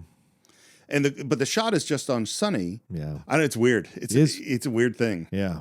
And everyone starts singing the school song, and the camera pushes in on Sonny, and you could just feel his disconnectedness from all of this. Yeah. And the other thing that comes out as they're talking is that Dwayne is back in town. Yes. He's been in town for a week and hasn't seen Sonny. Well, they fought last time. Yeah. Hit him in the head with a bottle. Sonny pulls up to Dwayne's house, knocks on the door. His mom answers, asks if Dwayne's there. There's something up with Mom. Oh, yeah. And we don't go into it. We don't know what's going on. She's a hoarder, man. Yeah. Oh, totally. Right. Totally. And Dwayne comes out. Yeah, I've been thinking all week of how to run into you. I mean, we know that Dwayne has avoided Sonny. Right. You know, that's not a secret. Right. And he's I think we've said that he's joined the army. Yes. He's going to head off to Korea now. Right. Like this is the last day before he goes. Thought you might want to go to the picture show. Miss Mosey's having to close it. Tonight's the last night. And it is Red River. Yeah. John Wayne. There's a lot of yeehaws. Why do you think this is the movie? Like what? Well, it's going back in time. It's nostalgia, and it's remembering, how it used to be. So because all the other movies are kind of correlative to the time that they're being screened at the theater, this is the first one that's kind of like a going back in time to see this movie. And also what Red River symbolizes, which is the older generation finally accepting the younger generation in that movie. Because of Montgomery Clift and John Wayne and all of that, and John Wayne's not even sure that Montgomery Clift is his son, or keeps claiming that he's not sure. And then eventually, all this shit has to happen, and the mom or the woman of the piece has to be like, enough already, you two idiots, figure this shit out, And so it's that kind of, and then eventually Wayne does accept Montgomery Clift and lets him lead. Boy, you have a way better memory of that movie than I do. I'm not called the outlaw because I don't like westerns, man. I mean, I've seen it, but it's sort of like there's just a lot of those movies that I can't remember which one's from which. Yeah, Red River's the shit, man. I love that movie. You just said exactly what Bogdanovich said, by the way. Yeah, is that he wanted to show the mythology of the Old West and contrasting that with where we are now. Yeah, that's exactly what he said. And I know what a master shot is. Go That's why that's just such a crazy story. And we see, Dwayne and Sonny watching. They're lit by the projector light, and the camera moves up, and there is Billy sitting. Now, in the book, it's really clear. He goes to the movies every single night. Wow. Every single night he's watching the movie. Wow. And when the picture show closes, he kept going there because he didn't understand why there wasn't a movie. Hey, why don't we run over to Wichita and drink a little beer, huh? Okay. I got lots of time till morning. Sure. So they're going to have one night together, which makes me feel good. I'm really glad these guys are, getting past their thing. Yeah. Dudes fight. It's the next morning. There were no women around. I don't know if I'll have this in the thing, but he says, I guess next piece of ice I get will be yellow. Yeah. I'm not going to put it in. Yeah. I mean, it's the 1950s. I think it's a great, I think it's a great line. Mm-hmm. And the reason I think it's a great line is because that's what that character would say. Yeah, of course. You know what I mean? Yes. And so even though it bothers me, it's an offensive line, and it's much more offensive today than it was in the 70s and more offensive than it was in the 50s. Yeah. I think it's exactly what that character would say. It was equally offensive always. It's a matter of our taste of it has changed. Right. Yes. Yeah, I agree. I like the way you put that. Hey, why don't you take care of the car for me? And I think our friendship is back. Yeah. I'm going to trust you with my car. Here's something of mine you can have and take care of. And yeah. Yeah. And then, he's kind of straightening up his tie because the bus is pulling up, which means he's going to go. And he says, You ever hear from JC? I think he's waited all night to ask that question. Yeah, of course. And he's only now asking it. I'm just about to get on the bus. I ain't over yet, I ain't over yet. Damn sad. It's what she did to him is just so, because she had this fantasy. She's pursuing all these fantasies that aren't going to make her happy. Right. And now what she's left him with is he has this fantasy of the past. Yeah. That's not going to make him happy ever. Right. And not make any relationship he's going to be Nope. and any woman he's going to be with happy. Yeah. Because nothing can live up to the thing that didn't happen with JC. But once again, the message here, let go of the past. Yep. Move forward. Yep. Well, and don't dream about the future in the way that JC is doing. That's not right either. It's kind of accept what the world is and enjoy it for what it actually is. What it is. I don't know what it is, but you might miss it. You might miss it. Right. Yeah. And you should know what it's worth. Yes. And people should know what you're worth. Right. Yeah. Ferris Bueller said it best. Reckon And you and her would have got it all straightened out if I hadn't butted in? Oh, no. No. No, they would know me too, even if we had. Which is another I forgive you. Yeah. But he still checks on this. He says, Y'all never even gotten to the motel? No. because he really wants to know that he didn't have sex with Jason. Right. And he says no. That's the step too far. I mean, it is what it is. For him. Yeah. Right. It is what it is. Be careful. I'll take care of the mercury for you. I'll see you in a year or two if I don't get shot. And the bus drives away. So Dwayne leaves in a vehicle too. Yeah. And leaves Sonny all alone on the street, empty street, windy day, goes back to the pool hall. We hear the wind. We hear sand and dust blowing around. And then we hear a loud truck horn. And you go, what's that? Sonny goes out to see. And he sees people running on the street. Mm-hmm. He sees a truck out there. He doesn't know what's going on. And then he sees, in quick jump cuts, which is totally out of Alfred Hitchcock. You know what I mean? It's like out of Psycho. Mm-hmm. And what we see is the broom. Yeah. You saw it for the first time recently. Yeah. What did you feel at this moment? I was like, oh no. It's basically what I thought. Oh no. Yeah. And yeah, because we hadn't seen Billy in a bit. Yeah, we saw him in the theater, but we hadn't checked in on him in a bit. And so when that happened, I was like, oh man. It's so unexpected. Yeah. And it's so meaninglessly tragic. Yes. You know what I mean? Which it's is life. The most innocent person in the film, and it's like, oh fuck, he's dead. Yeah. You know? And it's so brutal. And Sonny immediately knows what's happening. He runs up. Yeah. He sees there's this group of people, including the truck driver, talking around Billy, who's on the ground, obviously dead, obviously hit by this truck. Mm-hmm. And they are talking in the coldest way. What's he doing out there anyway, carrying that broom? Oh, he weren't doing nothing. He's just an old simple-minded kid. And we're staying on Sonny. We're just watching him as he's hearing them, and you could feel the emotions just building up in him. Mm-hmm. Bogdanovich wouldn't let them rehearse this scene. Oh, wow. And what he said was he took Tim Bottoms and he just took a walk with him and talked with him about the scene and what he wanted. And then he went to the crew and the other actors who are in the scene and he said, listen, we're going to get this on the first take. This is the bridge, blowing up the bridge on the River Kwai. Wow. We can only do this once, and if anybody fucks it up, I will kill them. That's what he said. And we hear them just kind of mocking this dead kid, and then Tim Bottoms explodes.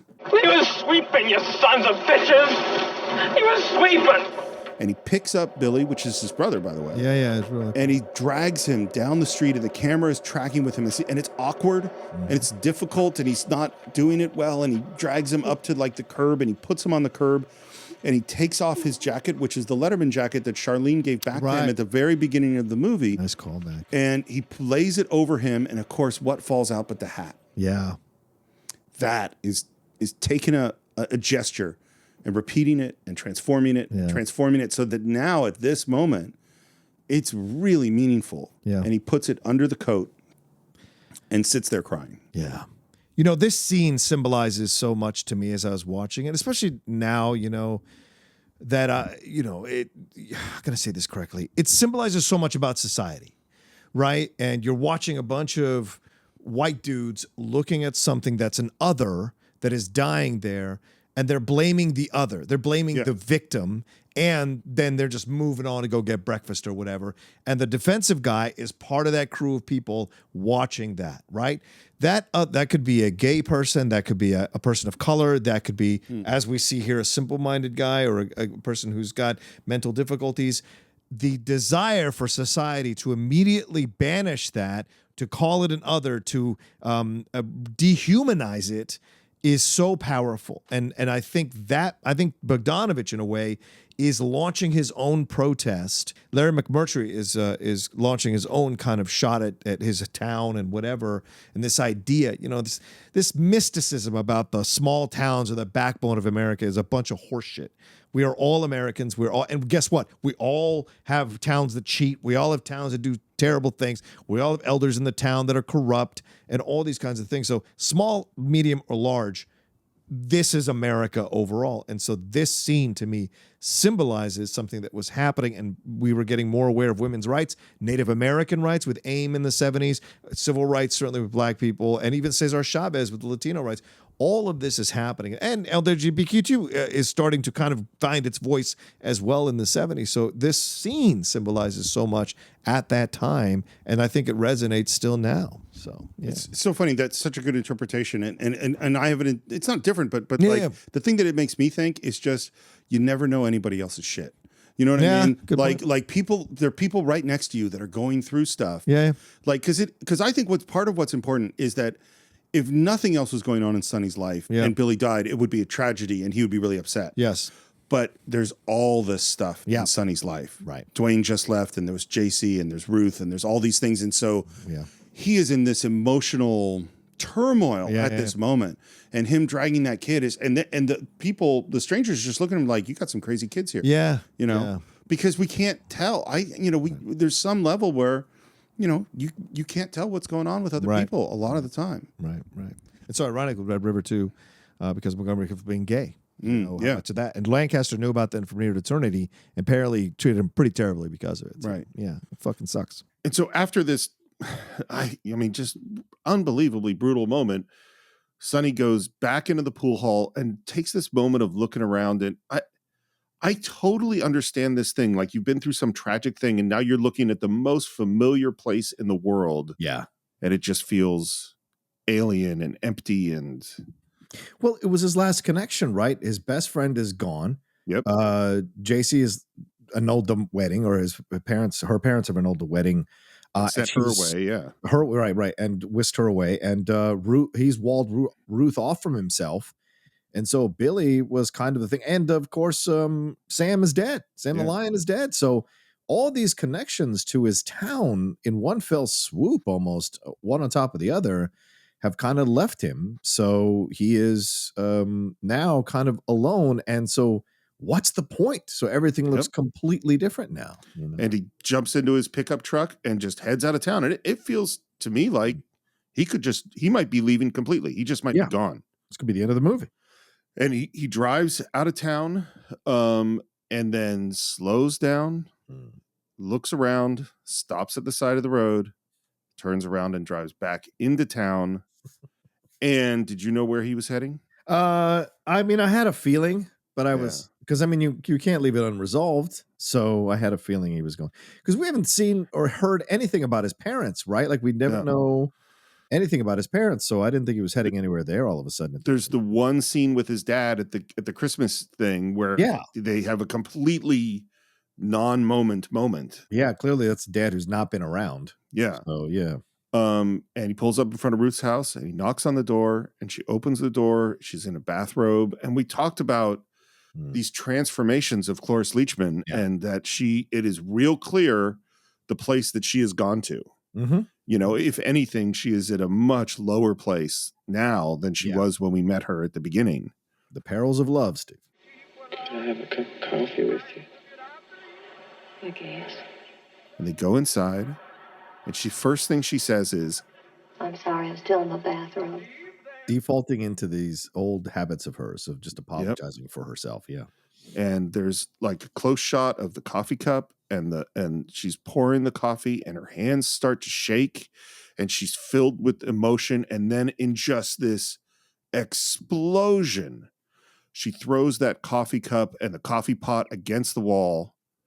And what happens next is remarkable. Yeah. Just an utter explosion of decades of wanting to say this to somebody, and certainly to somebody who triggers these feelings. And like you said earlier, Stephen, like we talked about, he kind of regressed her back to believing in kind of love, and almost coming back to being a teenager and re-embracing the joy of life again.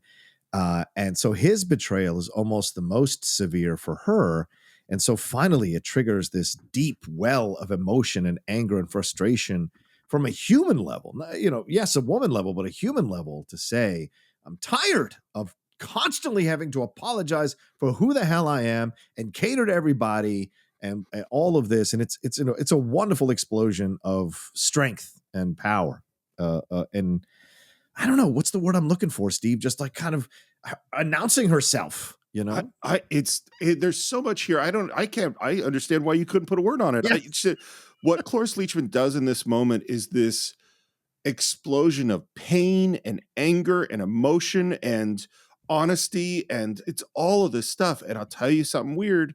Peter Bogdanovich would not let her rehearse. Refused to let her rehearse. Wow. There is no coverage. He shot no coverage of the scene. Okay. It's all one shot. Right. This is take one. Incredible.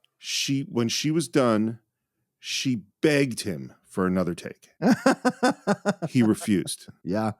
Listen, it's the director's job to know when he's got, or when he or she has got what they want. Yeah. And the thing is as much as we can say negative things about Peter Bogdanovich, and there's plenty to say, sure, the confidence of a 30-year-old director to say we're not doing a safety take and to tell this, like, no, that's it. Yeah. That's confidence. What am I doing apologizing to you? Why am I always apologizing to you, you little bastard? I love this line. I think this line, I felt this line deep. 3 months I've been apologizing to you without you even being here. I haven't done anything wrong. Why can't I quit apologizing? How many people, and I would think particularly how many women out there have had this feeling, why can't I quit apologizing? And still, I mean, we sometimes can fall into the pattern of thinking, oh, well, nowadays women are much more of a part of the conversation. The equality is happening. We're seeing them pop up in all these things. They're leading projects. But still, there are a large contingent of women all across the world who are made to apologize in a patriarchal society from birth.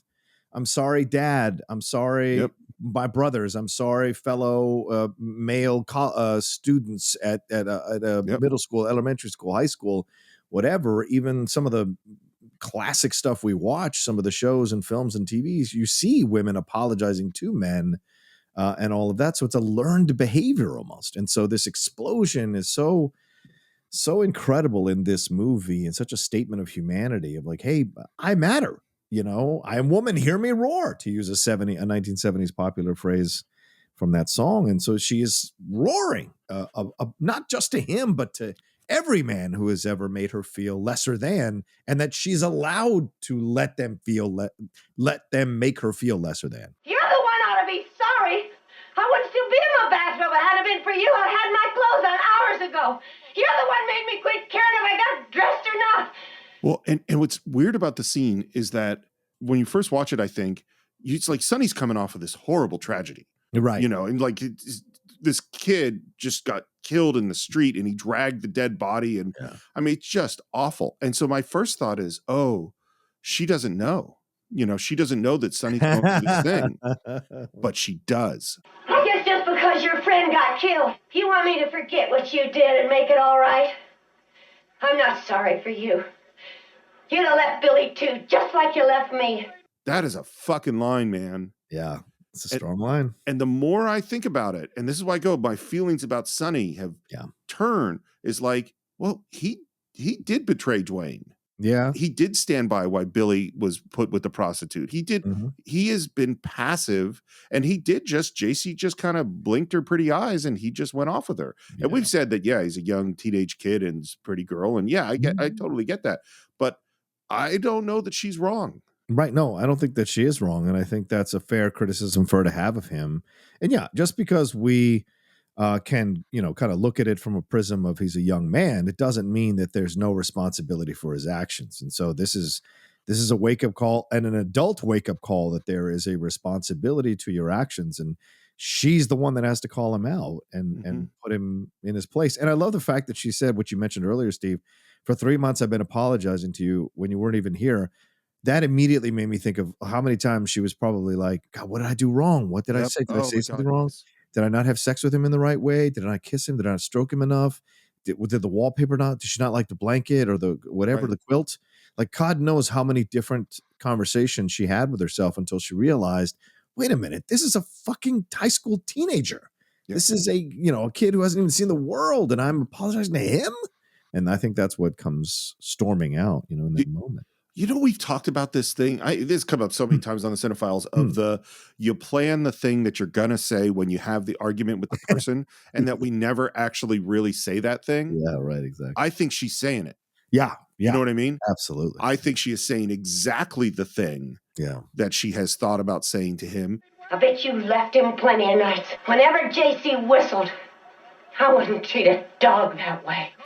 And man, this is so painful. I guess you thought I was so old and ugly, you didn't owe me any explanation. You didn't need to be careful of me. That phrase, be careful of me, I think that's something we don't do enough as humans. Just be careful of each other, you know? Mm-hmm. There wasn't anything I could do about you and her. Why should you be careful of me? You didn't love me. Look at me. Can't you even look at me? The power coming off Cloris Leachman in this scene is, I'm moved right now trying to explain it. And I think this is one of the great acting moments I've ever seen, period.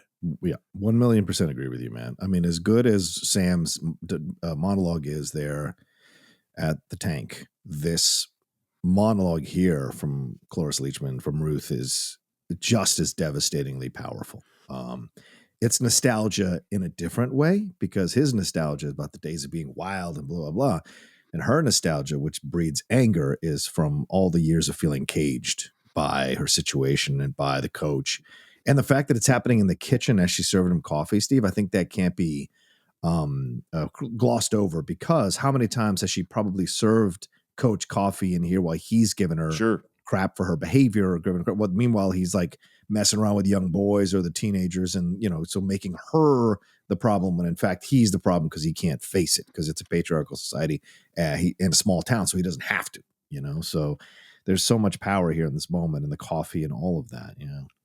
I am so glad you brought up the Ben Johnson speech, because they are both amazing, and they're the opposite. Yeah. One is still, calm, simple, like totally just simple truth. And this is big and emotional and intense and powerful.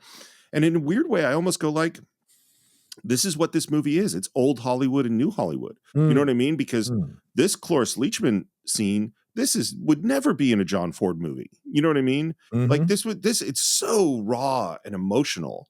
Yeah. It wouldn't be in an Alfred Hitchcock movie. It wouldn't be, Yeah. I mean, there were explosions, but not from a woman like this in any of John Ford's films. But certainly in The Searchers, when is it Richard Baymer who like goes after him and yells at him and calls him? That's true. You have that from the male explosion of the young, but you don't have that from the women characters. And you're right to point that out, that this is a new Hollywood, new woman. This is when women really kind of came to the forefront in the 1970s of being these essential characters in these movies. Not that Betty Davis and Barbara Stanwyck and Katharine Hepburn obviously weren't. They were incredible. Joan Crawford, what have you. But here is where you had a glut of women, where it was like focused on their stories and feeling their power throughout all these films in the 1970s. Shouldn't have come here. I'm around that corner now. You've ruined it. It's lost completely. And again, I love this line. Just sure needing me won't make it come back. The feeling is like, oh my God, it's it's over, and she's right, and this is done. Yeah. And then, really slowly, he reaches over and puts his hand on hers. Yeah. And we've passed the last line of the movie. There'll be no more dialogue. Bogdanavich directed this moment like a silent movie, which is he talked them through it. He said, okay, now you take his hand. Now you do this. Now you look down. And again, we just saw Cloris Leachman deliver words in the most powerful, profound way. And now you get to watch her silent acting and every single beat and and it's so complicated what's going on for her, because slowly but surely she takes his hand and covers it with hers, and she's crying, and she takes his hand and puts it up against her face. And then she smiles at him. And it's that amazingly beautiful smile. And you could see her trying to say something. In the description in the book, which is just so interesting and really hit me, was that in the way he describes in the book is that she felt like she was at the moment of being able to explain to Sonny like a great truth about life. And it was just out of her reach. Like she just couldn't quite She had it. Like, you know what I mean? Like she goes, she had it. And then she's holding his hand and then she lost it and just realized there is nothing to say. Yeah. And they hold each other's hands and the camera pulls back as she reaches for him. And I was wrong, actually. There is one more line in the movie. She says, Never you mind, honey. Never you mind. Amazing. Yeah. Yeah. And, you know, I wonder how you look at this, how you see this, you know, because she stated this case so powerfully and then still took him back and he reached for her. So certainly not, it was more than just wanting her. It was needing her, you know, it was more than needing her. He wanted her. And so you have this moment, but she takes him back. So the question you're left with is, well, did she take him back on her terms or is she just taking him back because she really still cares for him and she had to get this out? The fact that he didn't fight her or verbally attack her back, does that make her feel like, okay, I've said my piece and he accepted it. So now I think I feel more agency in this relationship than I have before. I don't know. This to me is why it's a 70s movie. Yeah, you're right. It's an ambiguous ending. Yeah. Is that we just like, we don't get to know. I do feel like one of the things that she's saying or is feeling is that life is really fucking lonely. Yeah. And it's almost like these two people, you know, he hurt her and maybe he's going to hurt her again. I don't know that he's not. Right. But better to be with a flawed person that's going to hurt you and feel some love than not, you know, and live with no love. I guess. You know, I mean, that's my feeling. Yeah. The camera pulls back, and then it dissolves. And this is totally breaking your classic rules of filmmaking. Is it dissolves from a dolly move into a pan. So the camera goes back to that panning shot of the empty street of the town going towards the theater in the dust. And that's like, and Bogdanavich basically said, like, everyone said, you can't do that. You can't dissolve from a dolly move to a pan. That breaks all the rules. It won't work. And he goes, I think it'll work. And that's what he did it. By the way, this is another reference to Citizen Kane because the movie opens exactly where it closes. Yeah. You know, and that was really conscious. A producer looking at an early cut, his note was, you should probably just cut that Cloris Leachman scene out of the movie. Oh my God. Of course. Was it a male producer? Of course it was. I'm sure it was. I don't know if it was a male producer, but Bogdanovich's response is, that scene is the whole reason I made the movie. Yeah. You know? And also in reference to Citizen Kane, the credits are actual video, you know, of the actors. Yeah. He wanted to show all of them. I meant to say this much earlier, but I don't think I ever did. Okay. So Peter Bogdanovich is rehearsing regularly and privately with Sybil Shepherd. And it wasn't like Paulie didn't know that he was attracted to her. Right. And she is working both as the costume designer on the movie, the production designer on the movie, and doing a whole bunch of other stuff. Yeah. She's just like she did on Target. She is his partner in crime. She worked with him on everything. Mm-hmm. They have a hotel room and she's back in the hotel room. And every night Peter is coming back later and later to the hotel room. And one night he doesn't come back at all. Ugh. And she confronts him and says, look, I know you're sleeping with Sybil. And he says he can't help it. He's obsessed. And that not only is he not stopping, but he's going to I'm going to keep sleeping with her. In fact, I'll be there tomorrow night. And he tells her, maybe you should just go back to LA. Wow. And she goes there. I don't know what she said, but the sense I get is there's no fucking way I'm going back to LA. This is my movie too, you know? And so they had their hotel room was a 2-bedroom hotel suite. So she moved into the other bedroom. He continued to sleep with Sybil Shepherd throughout the whole thing. Yeah. She went to work every day and kept doing the job. They would have huge, huge fights. At one point they're driving and she's driving the car and she literally drives the car off the road and crashes it. Jesus. I don't know if she did it on purpose or not, but it was it was a real accident. It wasn't like a little accident. Yeah. But they just continued to make the movie. And this is the thing, man. You have this, Sonny character who totally abandons Ruth.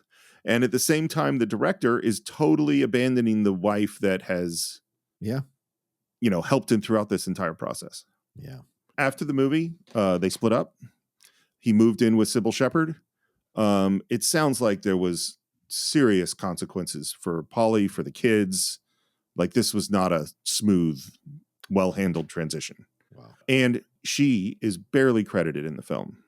She gets the production design credit, no credit for costume, no credit for all the other producing work she did. Peter Bogdanovich says he edited this movie entirely by himself. And then there's this other guy listed as the editor, which is Don Camburn. Yeah. And he says, well, he was editing something else in the other office in the same building, and I needed some help with some things technically. So he came in and helped me out. And that's why I gave him credit for editing the movie. Wow. Camburn says Bogdanovich did do a cut himself. It wasn't very good. And then I recut the film and edited the film. Wow. So we talked about this guy and his arrogance. Yeah.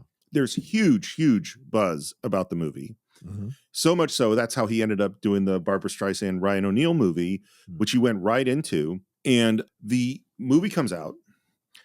He started working on What's Up, Doc. Mm-hmm. It got tremendous reviews, including, I think it's Variety compared it to Citizen Kane. Wow. He got a telegram from Orson Welles who said, reading your reviews is like opening presents on Christmas morning. Isn't that the best? If he meant it, knowing Orson, sure. He sent it to be nice, but he also was super jealous. I would imagine. It was such a big hit that it was still playing in theaters when What's Up, Doc came out and was number 1 at the box office. Wow. Yeah. It was nominated for Best Picture, Director, Supporting Actor for both Jeff Bridges and Ben Johnson. Supporting Actress for both Ellen Burstyn and Cloris Leachman. Interesting. Also for Screenplay and Cinematography. Ben Johnson won and Cloris Leachman won. Which is weird because normally if you have 2 actors from the same movie, they'll tend to split the vote. Yeah.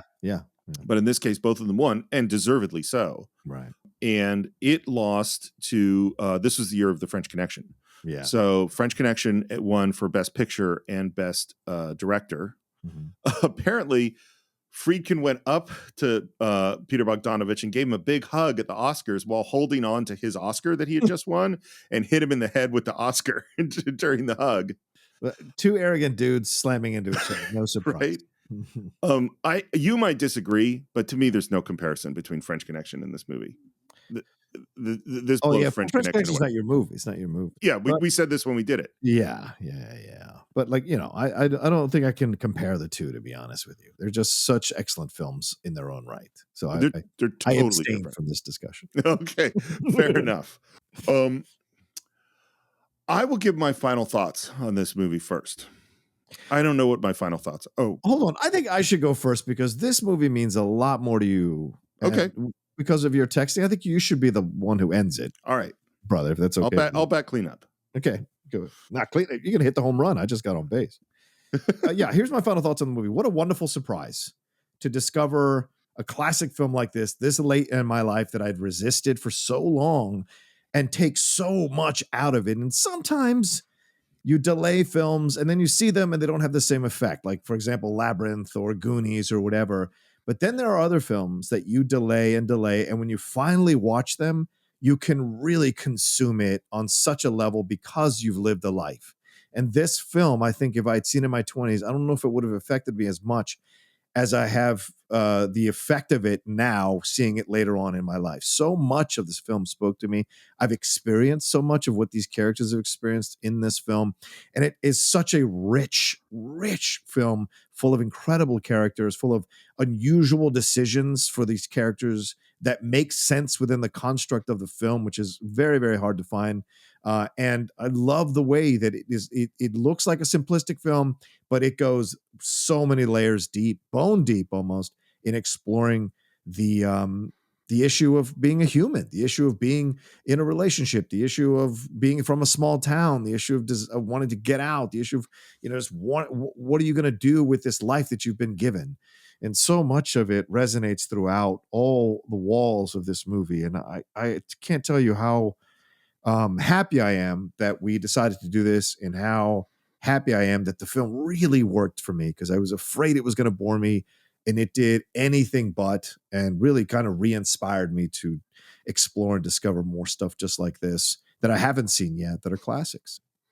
So first of all, I'm really glad that you liked it, because when I sent you that text, there was a part of me that's going, I don't know if John's going to like this movie. um, uh, for me, I think in a lot of ways, this movie defines 70s cinema to me in a lot of ways. And here's the thing I've been kind of struggling to figure out how to articulate. So I appreciate you giving me a little bit extra time there.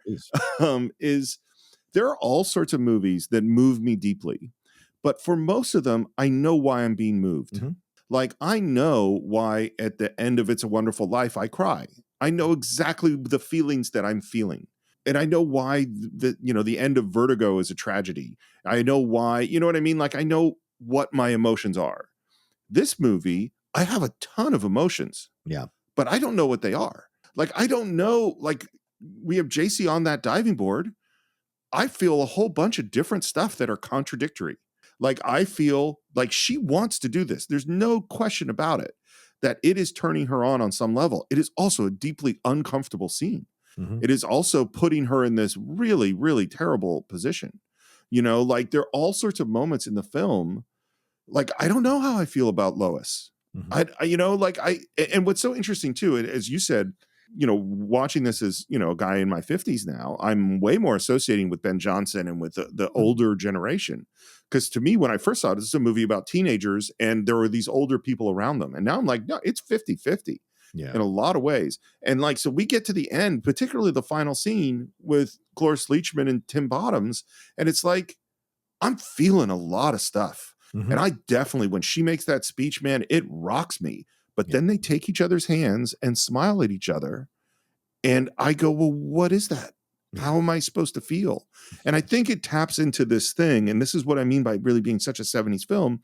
It taps into this thing about the human condition, which is we don't fucking make sense. We don't understand why we're doing what we're doing. We're making all these choices. We're bouncing around in life. We're running into other people. We're doing things for the wrong reasons that sometimes turn out really well. We're doing things for the right reasons that sometimes turn out really shitty. We're with people that we feel that we need that don't always treat us well. We're around relationships that are complicated and filled with all this stuff. And then we just keep going. And sometimes in the end, all we can do is cling to each other, and hope. And that's what that last scene is for me, and particularly when she says, you should have been more careful of me, or you didn't need to be careful of me. I just go, oh, wow, maybe that's part of it. Maybe we need the wildness of Lois sometimes and the stability and strength of Sam the Lion. And maybe we need to indulge ourselves sometimes, go after things the way JC does. And maybe we need the solidity of Ruth, and maybe we need the childlike innocence of Billy. Like, maybe we need all those things in our lives to try to get through this weird fucking world that we live in. So that's what we think of The Last Picture Show. Of course, we always want to hear what all of you think. You can visit us. Best final thoughts you've ever given. I love it. Thanks, man. You can visit us on our Facebook page. Just do a search for the Cine-Files. Of course, you can follow us at Cine_Files on Twitter, Cine-Files Podcast on Instagram. Subscribe to the show everywhere. Just go out and just start subscribing. Do searches for the Cine-Files. Subscribe. It'll be good for you. And after that, maybe leave review. Maybe get a second or third identity. And maybe you have 2 or 3 email addresses. If you want to leave 2 or 3 reviews on Apple Podcasts, you can buy The Last Picture Show along with every other movie we've ever reviewed on cinephiles.net. Support the show at patreon.com/The Cine-Files. And if it's time for you to get into Star Trek, the original series, you can check out Enterprise Incidents with Scott and Steve. And you can find me at SR Morris on Twitter, SR Morris1 on Instagram. John, how about you? You guys can always find me at The Roca Says on Twitter, Instagram, and TikTok. The Outlaw Nation on Twitch, doing a lot of watch-alongs there for some movies that are on Amazon Prime, and doing some sports watch-alongs as well. And then my podcasts, my other ones, the Top 10 and the Geek Buddies. With the Geek Buddies, we've been reviewing the Book of Boba Fett, and we did our mid-season review of Peacemaker. So all of that is up there for you all to enjoy there. So find that, and you can also head on over to my YouTube channel, youtube.com/John Roca Says, and see all the stuff I got going on. And yeah, as Steve said, please subscribe. We've got a YouTube channel. For those of you who missed our last week live show, we did Iron Man 2 and Hulk from the MCU as a venture that we're doing here this year to get in touch and cover these Marvel movies. And so please subscribe to our YouTube channel so that you can get the notice when we're doing these live shows and not miss them. And I think that is it for this week. We will see you next time for another great film on the Cine-Files.